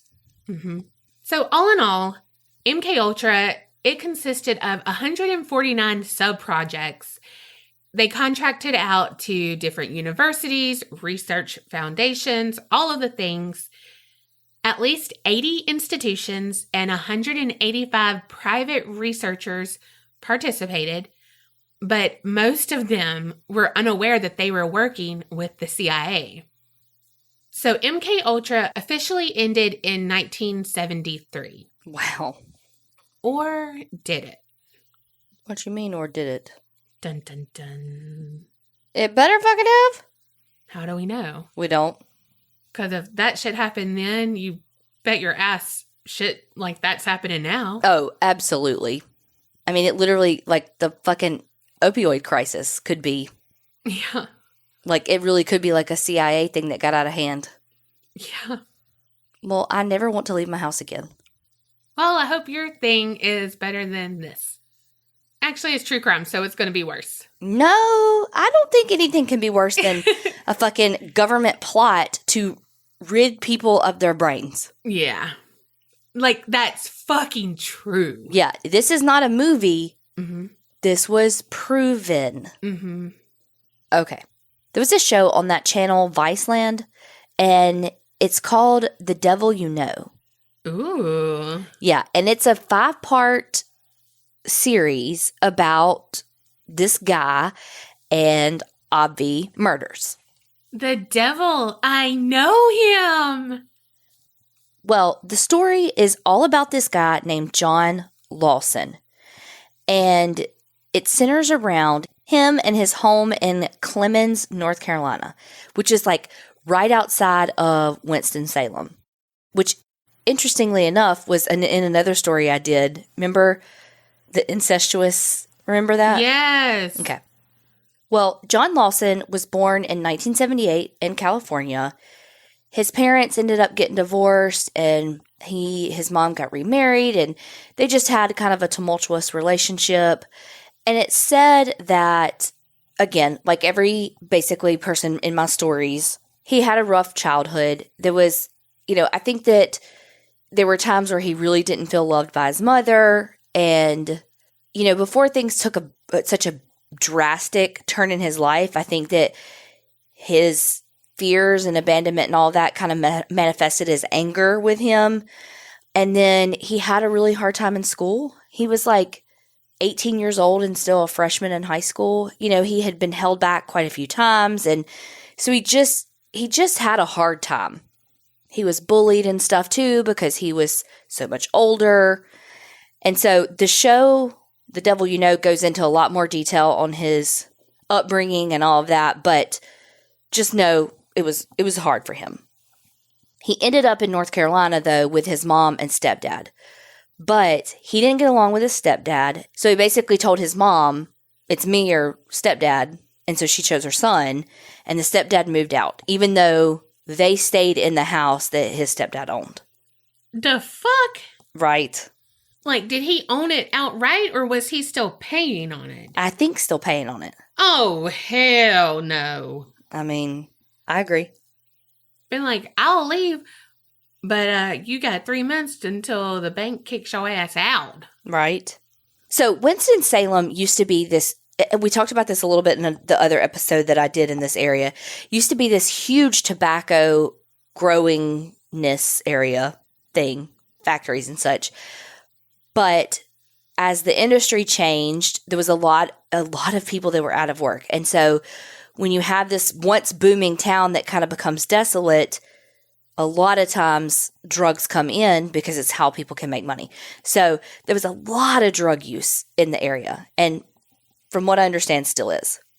And John Lawson, he just wanted to go against the mainstream. You know, they're in the Bible Belt, lots of churches, lots of people who he just wanted to rebel against. I think he always felt kind of slighted in life, like he always got the raw end of the deal kind of thing. And so he wanted to buck the system. If he could find a way to go against the mainstream, he did. So he tended to be more gothic, you know, dropped out of school, anti-establishment, all the things. Well, he fancied himself a Satanist. And so he changed his name to Pazuzu Algarad. And if you remember, I didn't, Pazuzu was the name of the demon that possessed her on The Exorcist. Yes. Of course you remembered that, and I didn't. Yes. So from here on out, he's going to be known as Pazuzu. So Pazuzu's mom had him committed basically for a while because she was having such a hard time with him and getting him to do fucking anything that was productive and not hurting animals and shit, you know? And so he was diagnosed as being agoraphobic, schizophrenic, and psychotic. Ooh. The terrible triad. Yeah, I'm going to say that's a cocktail. And his mom basically was like, look, getting him the help that he needed for his mental health was expensive, and I didn't have the fucking money. And so we couldn't do it. Which is, I mean, she's not wrong. You know, I mean, it is fucking expensive. And you know what? Tangent time. But your mental health benefits for your insurance should not be any different than your physical things.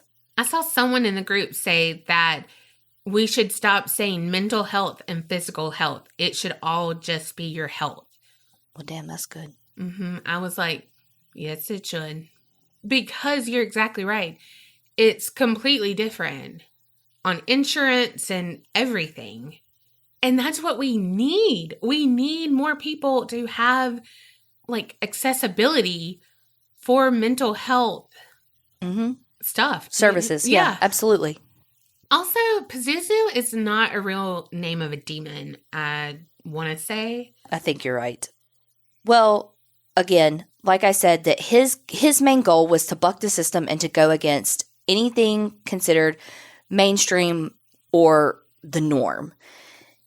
He would tell people that he, again, sacrificed animals, that he had all this, like, mind power, that he could, like, control the weather and all this stuff. He was a wannabe Charles Manson. Hell, the controlling the weather, I was thinking you were going to say powder. Do you remember that movie? I sure do. He was, like, very pale, very white, powder. And he would like zzz in the weather. It's the lightning. Yes. And again, I told you he was kind of gothic, but he took it to the extreme. He shaved his eyebrows off, which that affects the face. Well, on RuPaul's Drag Race, I see some of them shave their eyebrows, and I mean, it's no thing. It's not a thing. Let me see a picture. Well, let me tell you some more though. Okay. Like dreadlocks, his face was all tattooed up. Are you talking about Post Malone? No, close. But he filed his teeth down to be like pointy. Okay, I can't get with that. And did it himself. Oh. While he was on crystal meth. But on purpose. Like, not like in a crystal meth, like, whatever. But was like, yeah. No, this is the opportunity to do what I want to do because it doesn't hurt as bad. Yeah. Oh. Uh-huh. It does make a difference on him. Mm-hmm. Mm-hmm. Before and after. Okay, before is like Kurt Cobain. Mm-hmm. Second is like Charlie Manson meets skinhead wannabe. Yeah. Also, who would want their partner to file their teeth into sharp points? I mean, maybe their partner liked a little nibble here and there. I mean, I like a nibble, but that's a piercing. He also had Satan tattooed on his forearm. Just, again. Was it Satan or was it Satin? Satan. His tattoo artist could spell. Well, Pazuzu fancied himself a bit of a Satanist. I'm not going to touch the whole, like, what Satanists really are versus what it is, like, in the media and stuff, because that's a whole, like, conversation. Just know that we know that what people think of it is not actually what it is and all the things. But he tried to kind of combine some of that and Islam to, like, create his own religion and, like, get followers. Again, almost like this wannabe Manson-esque where he had, like, followers. He did have a little, like, je ne sais quoi that, like, did attract people. I mean, same with Manson. He did, too. I mean, to be a leader in that way, to have people buy into what you're selling, you kind of have to be charismatic. The other thing, too, is he lived with his mother in that house, and he had free reign. He did whatever in the fuck he wanted to do. And his mother was, I think, scared of him because there was some domestic abuse happening between him and, him abusing his mother. Oh, no. Mm-hmm. And so she just kind of let him do whatever. And so his house became the party house. It became the house where everyone went to go do whatever they wanted to do because they could. And his stepdad is still paying for it. Girl, wait. The peak of this story is right around 2014, 2015. So kind of picture that era. Everybody's going over to Pazuzu's house to drink, do drugs, fuck around. Everybody's having sex with everybody. Pazuzu has these, like, top girls that are called his fiancés. Original. Mm-hmm. Mm-hmm. One in particular was kind of his top fiancé. Her name is Amber Birch. And it's crazy because when you, like, look at pictures of them, they look similar just because, like, piercings and tattoos, and they both had dreadlocks for a minute, and neither one of them have eyebrows. And it's like they kind of look very similar just because of, it's crazy how much of a distinctive feature your eyebrows really are. Yeah. Pazuzu loved filth. What? Uh-huh. The dirtier, the better. I'm talking, he didn't shower for like a year. Oh, I couldn't be his fiance. God. Uh-huh. Smegma. They, like, smoked in the house. Oh, God. They, of course, drank, partied, all the drugs. It looked like a hoarder's nightmare in that house. There was shit everywhere. Clothes, paper, trash. You're done with that? Throw it on the floor. Oh, you need to actually take a shit? Do it on the floor. No. You need to pee? Do it on the floor. No. Yes, girl. Yes. No. Mm-hmm. There was graffiti all over the walls, all over the outside. There was a damn pool outside that had no water in it. They were wasting a damn good pool with graffiti in it. You know how we love a fucking pool. Don't be trashing a pool. They trashed everything. Walls, put holes in it, threw knives at it, broke TVs. Like, just everybody was destructive at that house because they could. I don't understand where they slept. Because when you see the body, time out. I wish y'all could see Donna's face right now because she is literally looking around like Winona Ryder looking at that ghost. I am, because I'm thinking, people shit on the floor? Uh-huh. Did they cover it up with newspaper? I don't know. I couldn't do it. Fuck no, I couldn't do it.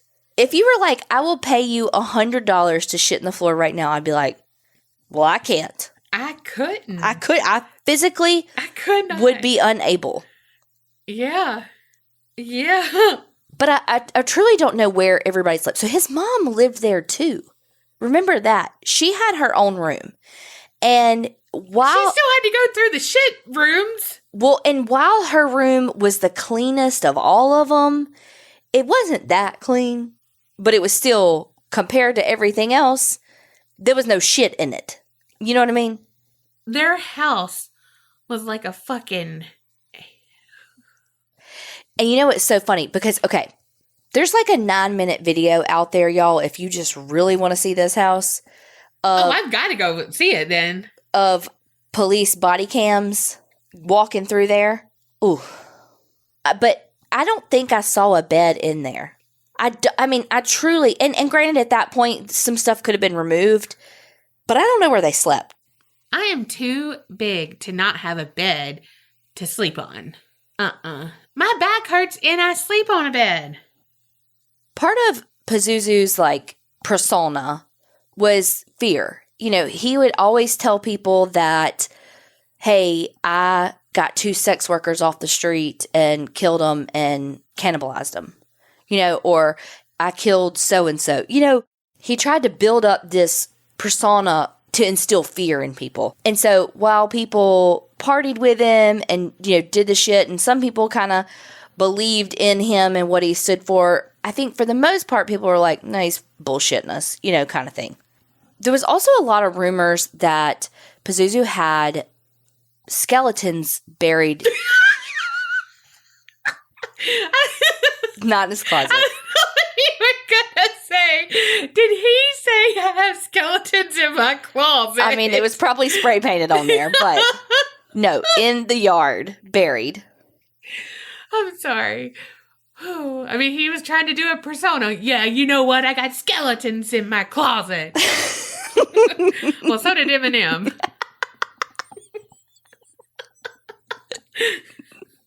Thank you for laughing. It's dumb. Good. Okay, so he has skeletons buried in the yard. And everybody's like, knows it's rumors. You know, it's like, oh, Yeah. okay, Pazuzu, you're scary. Can I borrow your meth pipe? You know. But in all that clutter and chaos, there was a little bit of order to the house. And that's because the back room and the basement were off limits. But he would tell his friends, hey, if you hear something in the basement, ignore it. And then he'd also be like, if someone tries to get out of the basement, don't let them out. What the fuck? But again, people are like, that's just Pazuzu. You know, when Pazuzu was about 19, he had this friend named Matt Flowers. And Matt is a prominent character in the Devil You Know, the documentary. And he talks about how, you know, yeah, he knew that Pazuzu had some mental health issues that were going on. And, you know, when they were about 19, he describes it saying like, he felt like he was kind of at this fork in the road in his life. And he's quoted saying, I just knew in my gut that if I kept hanging out with Pazuzu, no good was going to come of it. And he says how Pazuzu would call him his brother. And he's like, it was kind of his way to manipulate you, to make you feel closer so that he could get you to do the things that he wanted you to do. Again, he's charismatic. So there was a point in Matt's life where he says, this is a quote, for about a month straight, I thought I had lost my mind. I tried to check myself into a psychiatric facility and ended up, he found out years later that Pazuzu was secretly drugging him with mushrooms and LSD. What the MK Ultra is going on here? I know. It's so bizarre that is in my story too. Yes. Oh, and the shrooms, magic mushrooms, that was also introduced by the government.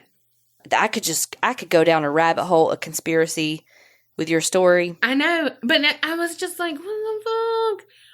Sorry, I forgot about that. With that. Oh my God.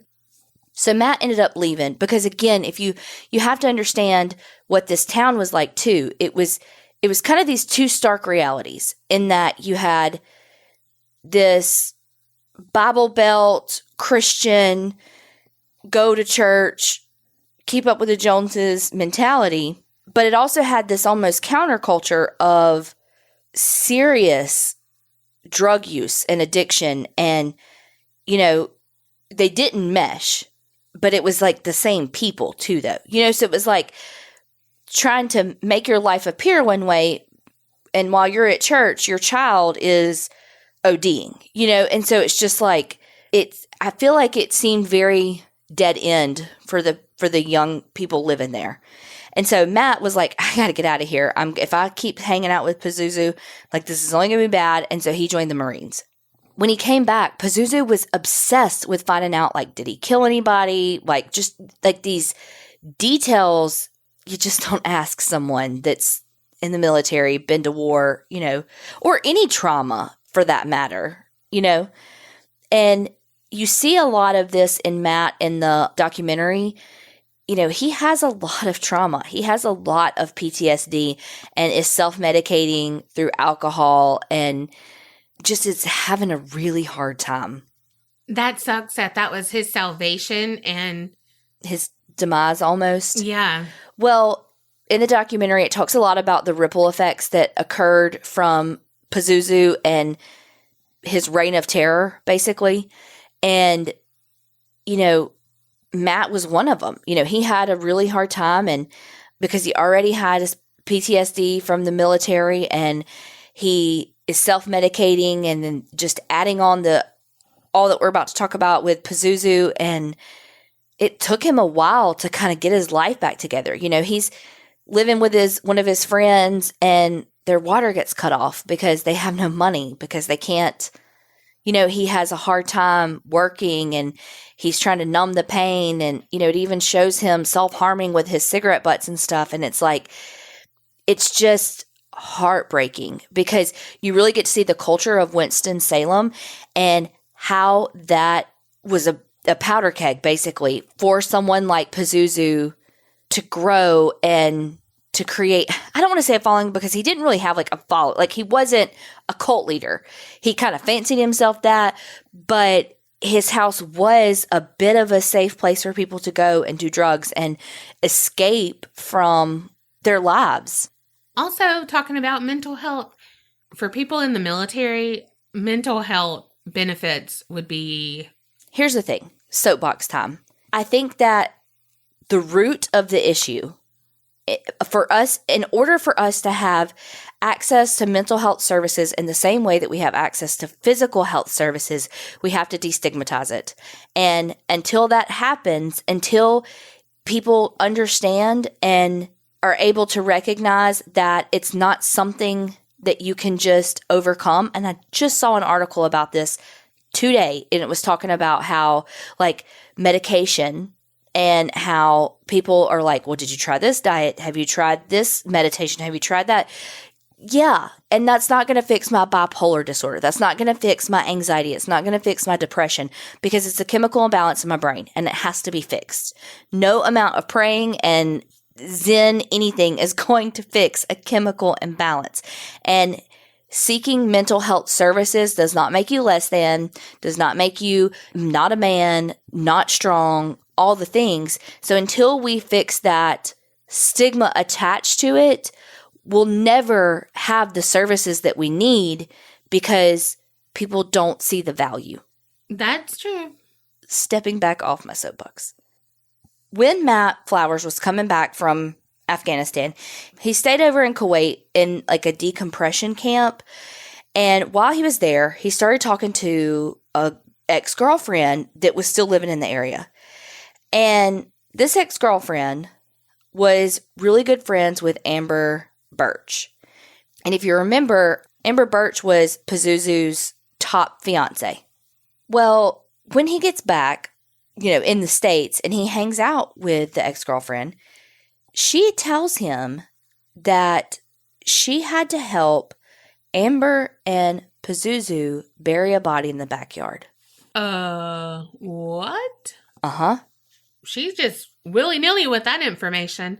She's who you don't call. Well, but also if you remember, everybody's fucked up. Everybody's on drugs. Everybody's doing all the things. And so he's like, this guy's my friend. He calls me his brother, but if there's a fucking body buried in the backyard, I gotta tell somebody. Right. So he calls in an anonymous tip to police and tells that there's a body buried in the backyard.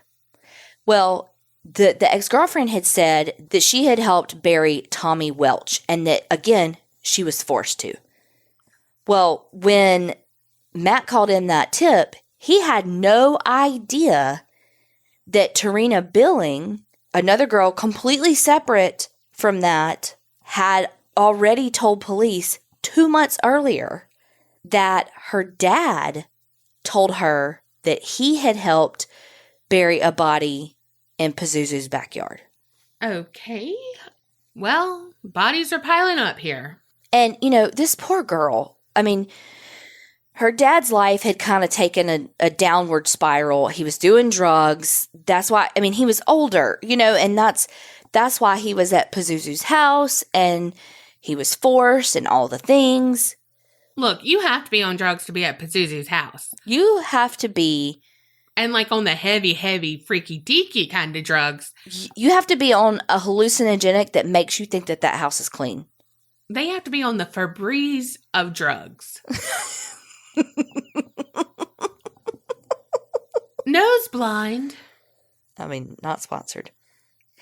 Well, so Alan, who was, I know this is a lot of names, but it's a lot of fucking people. Alan, who was the dad that helped bury the body, he was dating a girl named Crystal. Crystal Matlock was right up in the mix with Pazuzu and Amber. She was kind of in the upper echelon with those two that were the main people, There are a lot of errors made by the Forsyth Sheriff's Department, when it comes to this case.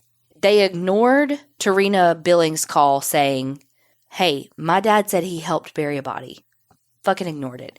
She was very credible. She was not on drugs. Yeah. She was pregnant at the time, went to college.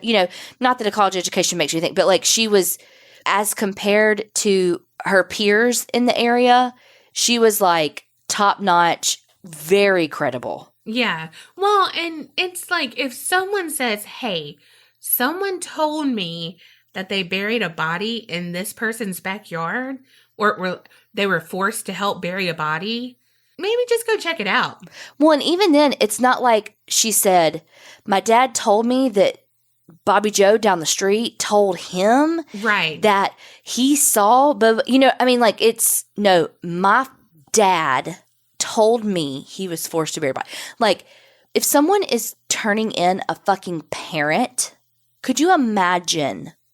So, again, the documentary does a good job of breaking down the search warrants and where things went wrong. But basically, when they went to the house from these, reports, they fucking tell Pazuzu, hey, some people said you got some bodies buried in the backyard. Do you? No? Cool. Check you later. Just like the cops in the case of JC Dugard, when she was kidnapped, they came to the door of her kidnappers. She's out in the back shack. Mm-hmm. And they knock, knock, knock. Hey, do you have any kids here? Some people said that no one's here. Who lives here? Just you and her? Okay, cool. Cool, dude. Bye. Yep. 4 times. Mm-hmm. After the police came and were like, knock, knock, knock. You don't have anybody's here? Cool. Matt ended up telling Pazuzu, yo, I'm the one that told police, just so you know. Fuck. They were still cool, man. He was like, I kept hanging out with him. I didn't want him hurting people. I didn't know what was true or not. So, well, at this time, he didn't know that he had been being drugged with LSD. I'm not sure because I don't know exactly when he found out because he said it was years later he found out. So I don't know if that includes the, you know what I mean? Because it had been some years because he was in the military, you know? Well, in the meantime, Pazuzu and Amber are still living their best life pretending to be Satanists. They have this altar in the house that they do like rituals. They like suck and drink each other's blood. Well, he can easily bite her and draw some blood because his fucking sharp-ass teeth. Mm-hmm. They would get rabbits from the pet store and use them like as sacrifices. He wouldn't kill them in front of anybody. He would only do it like in his room, but he would like take the blood and rub it all over his face and stuff. And he said that after he sacrificed an animal, he would come out and say, like, now he's more powerful and all these things. Yeah. Allegedly about it coming from the pet store, but it's kind of the consensus. Well, in 2010, Pazuzu is actually arrested and charged as an accessory because this guy, Joseph Chandler, poor thing, 30 years old, legally blind, whose body was found in the county next door floating in the fucking river. Pazuzu's linked to it and arrested. Well, because aside from the domestic abuse against his mother he's been arrested for, he didn't really have a criminal record. So he gets off with 2 years probation. So he can go back to his throne of filth. He was charged as an accessory to the shooting death of someone. Oh my God. 2 years fucking probation. Maybe he is fucking powerful. Fuck. Well, not only... So he got charged with assaulting his mom in 2011. And not only did he get charged with assaulting her, Amber got fucking charged. So she was abusing his mother too. Oh, the fuck? No, she will never. I know. Oh, hell no. Dude, look. Well, I would never beat any of my family members, right. But I can talk shit about them all fucking day. You say a damn word. No. Can you imagine if someone physically hurt your mother? They'd be buried in the backyard. Uh-huh. But no one would have to help me. Besides Kerri, okay? Let's just be honest. One, I already hate Pazuzu. Because be original, dude. Don't use the name from The fucking Exorcist. Two, take a shower, okay? Because whatever. And don't shit on the floor because you have indoor plumbing. People don't, okay? Mm-hmm. But as much as I hate him, Amber is on a whole nother level right now. I know. Like, bitch, the audacity of you to abuse his mother. When you're living in her husband's house for fucking free. Because he left because your fucking fiance said, I don't like him. Mm-hmm. Matt says that there are more dead than we know.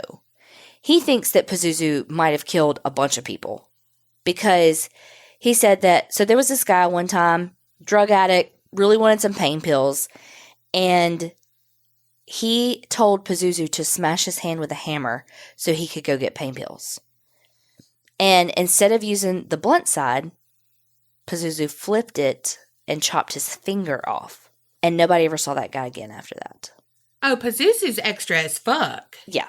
Then there was a guy that was on Pazuzu's nerves. I can't remember exactly how it went down. The documentary tells more about it. But Pazuzu asked Matt to kill the guy with his military training and all that. So Matt takes the guy down to go get a milkshake at the local Dairy Queen. I don't know where they went. I don't know what they got. But they left, and he was like, bro, just so you know, he asked me to kill you. So, we should probably hit the road, Jack. And the guy, didn't leave, and he was never seen again either. So that's purely conjecture on the part of Matt. Yeah. And while my heart breaks for the things that Matt endured and just in his life has been through and the things that, his friend was Pazuzu and all the things, and as much as he hated in the show when people would talk about being like, oh, well, I knew Pazuzu. We were da-da-da-da. We were friends, blah, blah, blah, blah. And, you know, it almost was like he was like the cool kid because he really was his friend. I think that he has a little bit of that kind of histrionic embellishment to some of his stories. I don't take everything he's saying at face value. And if you watch the documentary, let me know. Do you kind of get that vibe from him or not? I don't know. I can't read a person's soul on a damn documentary, but that's just the vibe I got. It wasn't long after all of that happened with Matt telling the guy, like, yo, Pazuzu wants you dead. It's about 3 days after that the Forsyth Sheriff's Department finally had the warrant and came and searched the property. And I know I'm missing a lot of steps here. It's a long story, and just know that I know we're missing some steps. But finally did, and they found the body of Tommy Welch and Joshua Wetzler. Joshua Wetzler had been missing for 5 years. He had a son, and his son had no idea where he was. He and they called her his partner. They had bought a farm. It started going in foreclosure. He started selling drugs to get money. He was busted, went to prison. And then after that, it was kind of like that was all she wrote. Because again, it goes back to these societal issues of once someone's been to jail for a drug offense, it's very hard to find work. You can't find work. You can't make a living. What do? You go back to selling drugs. And so he's kind of wrapped up in this life where he was starting to spend some time at Pazuzu's house, doing drugs, selling drugs, all the things. And it said that Pazuzu kept him locked in the basement for an extended period of time to torture him and do all these things before he shot him like 6 times, and Amber helped him bury him in the backyard. This was also who Alan helped bury, the dad. Golly. Also, very sad, but can I take a moment here and just ask you, did Pazuzu take out the phone book, flip to the end, and say, okay, these are the 2 people I'm going to kill, because why are they both W's? I don't know. Like, they seem very close. Like, what in the white pages is going on here? Well, Amber Birch is actually who pulled the trigger and killed Tommy Welch. And then her, along with Crystal Matlock, helped bury Tommy Welch. So they're all arrested. And apparently, Amber Birch flips real fucking quick. Of course. And honestly, it's the only thing that saved her. Because Pazuzu died by suicide, awaiting trial. Now, there's some things about his suicide, because he was on a suicide watch and had been taken to another location because they were having a hard time keeping an eye on him, all the things. And they didn't find like a tool that he used. But it's also said that because he died from like blood loss from essentially a laceration on the arm. And so they're like, well, we don't see anything that he cut himself with. But on the other hand, documentation previously had shown that he was self-harming by biting himself and trying to cut with those fucking jagged teeth. So there are some conspiracies attached to his death and like the autopsy report and all of that I'm not really going to go into. But needless to say, he died by suicide. It reminds me of Jeffrey Epstein. You're not wrong. Just saying, but go ahead. Especially when you know that all of the search warrants and all this stuff was sealed, and the Forsyth Sheriff's Department wasn't really given any information to the media. And again, there's a lot of conspiracies. Also, it takes me back to Eileen Wuornos. And when she's like, they didn't want to catch me because they wanted me to kill these people. Not saying that's what happened, but if he's doing the shit, I don't know. I love a conspiracy, but it's kind of like he's terrible. But if they know, like, okay, it's centralized here And then if we can, like he's going to one off these people, you know what I mean? Yeah. Like, you never know. Yeah. And that's probably why he thought he was so powerful, is because he was in cahoots with them. But then you can never trust anyone, because if you get caught, you're never going to live to like turn on people. So like never think that your powerful friends are going to be like, oh, we got you, boo. They don't. They got you. They got you straight to your grave. Yeah. You going to be buried in your backyard. Lucky for Amber, though, that she had flipped so early, because really the only card she had to play would be if she turned state's evidence on Pazuzu. And since he died by suicide, there's no trial for her to turn state's evidence, right? But luckily she had already confessed to everything and had started working a plea deal.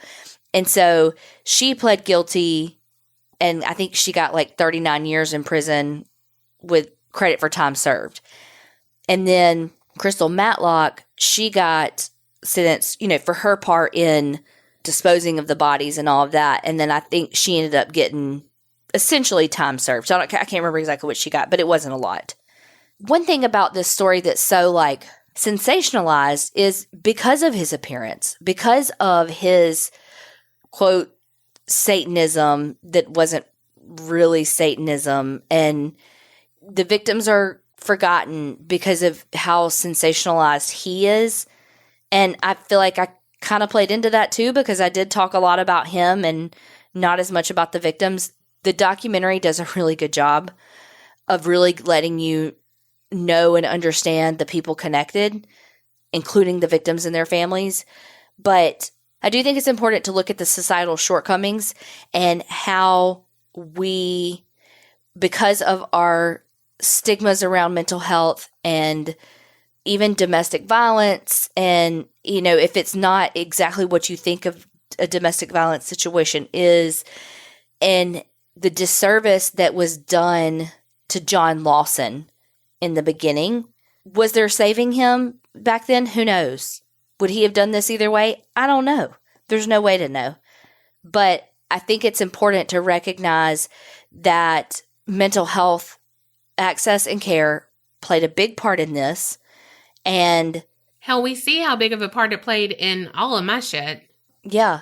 And yours is almost like the next step to this, because I think that the part aside from the fact that the government tried to fucking control people's mind, one of the things that I can't get past the most in your story is the attacks on these vulnerable populations of people who cannot defend themselves and are in a position where they're relying on someone up in power to help take care of them.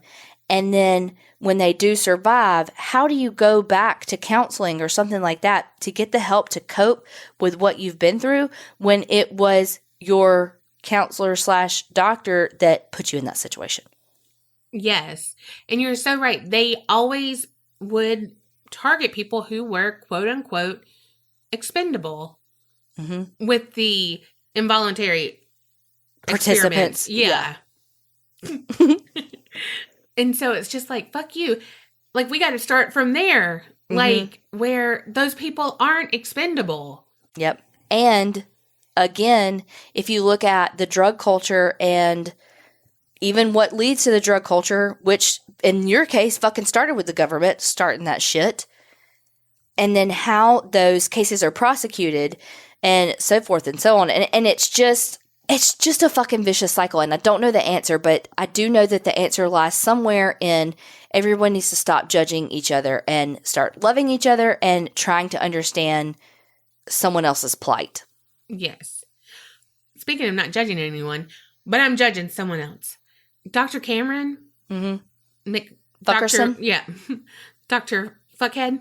He died before any of this came out in lawsuits. All of this MK Ultra came out. He died. So he died being like this best of the best, groundbreaking doctor. And it's like, fuck you. He didn't have any consequences in his life. And neither did Pazuzu. Yeah. And now he died by suicide, allegedly. I don't know. But he didn't either. I will say there is a kind of conspiracy theory thing, like a thinking about how the government did start the counter culture and everything. And it's like all the things that they put out there, the magic mushrooms, LSD, all of that, like subdued people. And so it wasn't to make you like, it wasn't crack and all of that. And so it was like, it made people easily managed. And so it was like very calculated. You know what I mean? So like, again, it's like, yeah, if this is an epidemic, cool. Like this could be handled. True. Meanwhile, though, I mean, I could go on a whole tangent about drug culture and the war on drugs and how it relates to disenfranchised populations or marginalized populations and how it puts them in positions like being in prison and all of that keeps the man down, you know? And so, I mean, I could talk forever about that, but this has already been the longest damn episode known to man, so we'll table that for another day. Yes. Was this a heavy episode? It was. Because I think that it's like, trigger warning, mental health, you know? Yeah. I mean, a little late for that, but... Yeah. But even with my own mental health stuff, because when I have a day where my anxiety is so high and it's like, there's no explaining it. There's no way that I can articulate what I feel inside to someone that doesn't have anxiety, except to say, think of something that makes you nervous. Public speaking, anything. And how you feel when you do that is how I feel all the time with my anxiety. And so it's like that with this. I mean, there's so many people in these stories that mental illnesses led them to the paths where they crossed. They led them to Pazuzu's house. They led them to prison or to these hospitals or even the military to get away from whatever. And it put them in positions to be these lab rats. Non-voluntarily. And, you know, and so I think it's just, it all goes back to mental health. Yeah. Sorry, health. Y'all let us know what you think, because we can start our own internet rabbit hole with the shit that Donna talked about. Don't, because I told you I've had a migraine since I've been researching it. My eyes crossed just listening to it. Much less if I had to read all this and put it together. And I didn't even cover. Oh, no way. Like, I mean, well, you said it was like 20,000 pages. Yeah. And I mean, some of it I was like, I wanted to focus more on like individual stuff than some of the like ideas that they had and all of the things. Because I mean, think about like Jason Bourne. That's all about MK Ultra. And because they wanted to find and create a Manchurian candidate. And like he can be, you know, we can completely control him and all of this there. Stranger Things. Yeah. 11. Yeah. That's all about MK Ultra. Oy. Oh my God. Okay. Whew. Rabbit hole. I can't do it right now. Don't say rabbit. You know what I can do? Creep it real. And don't get scared.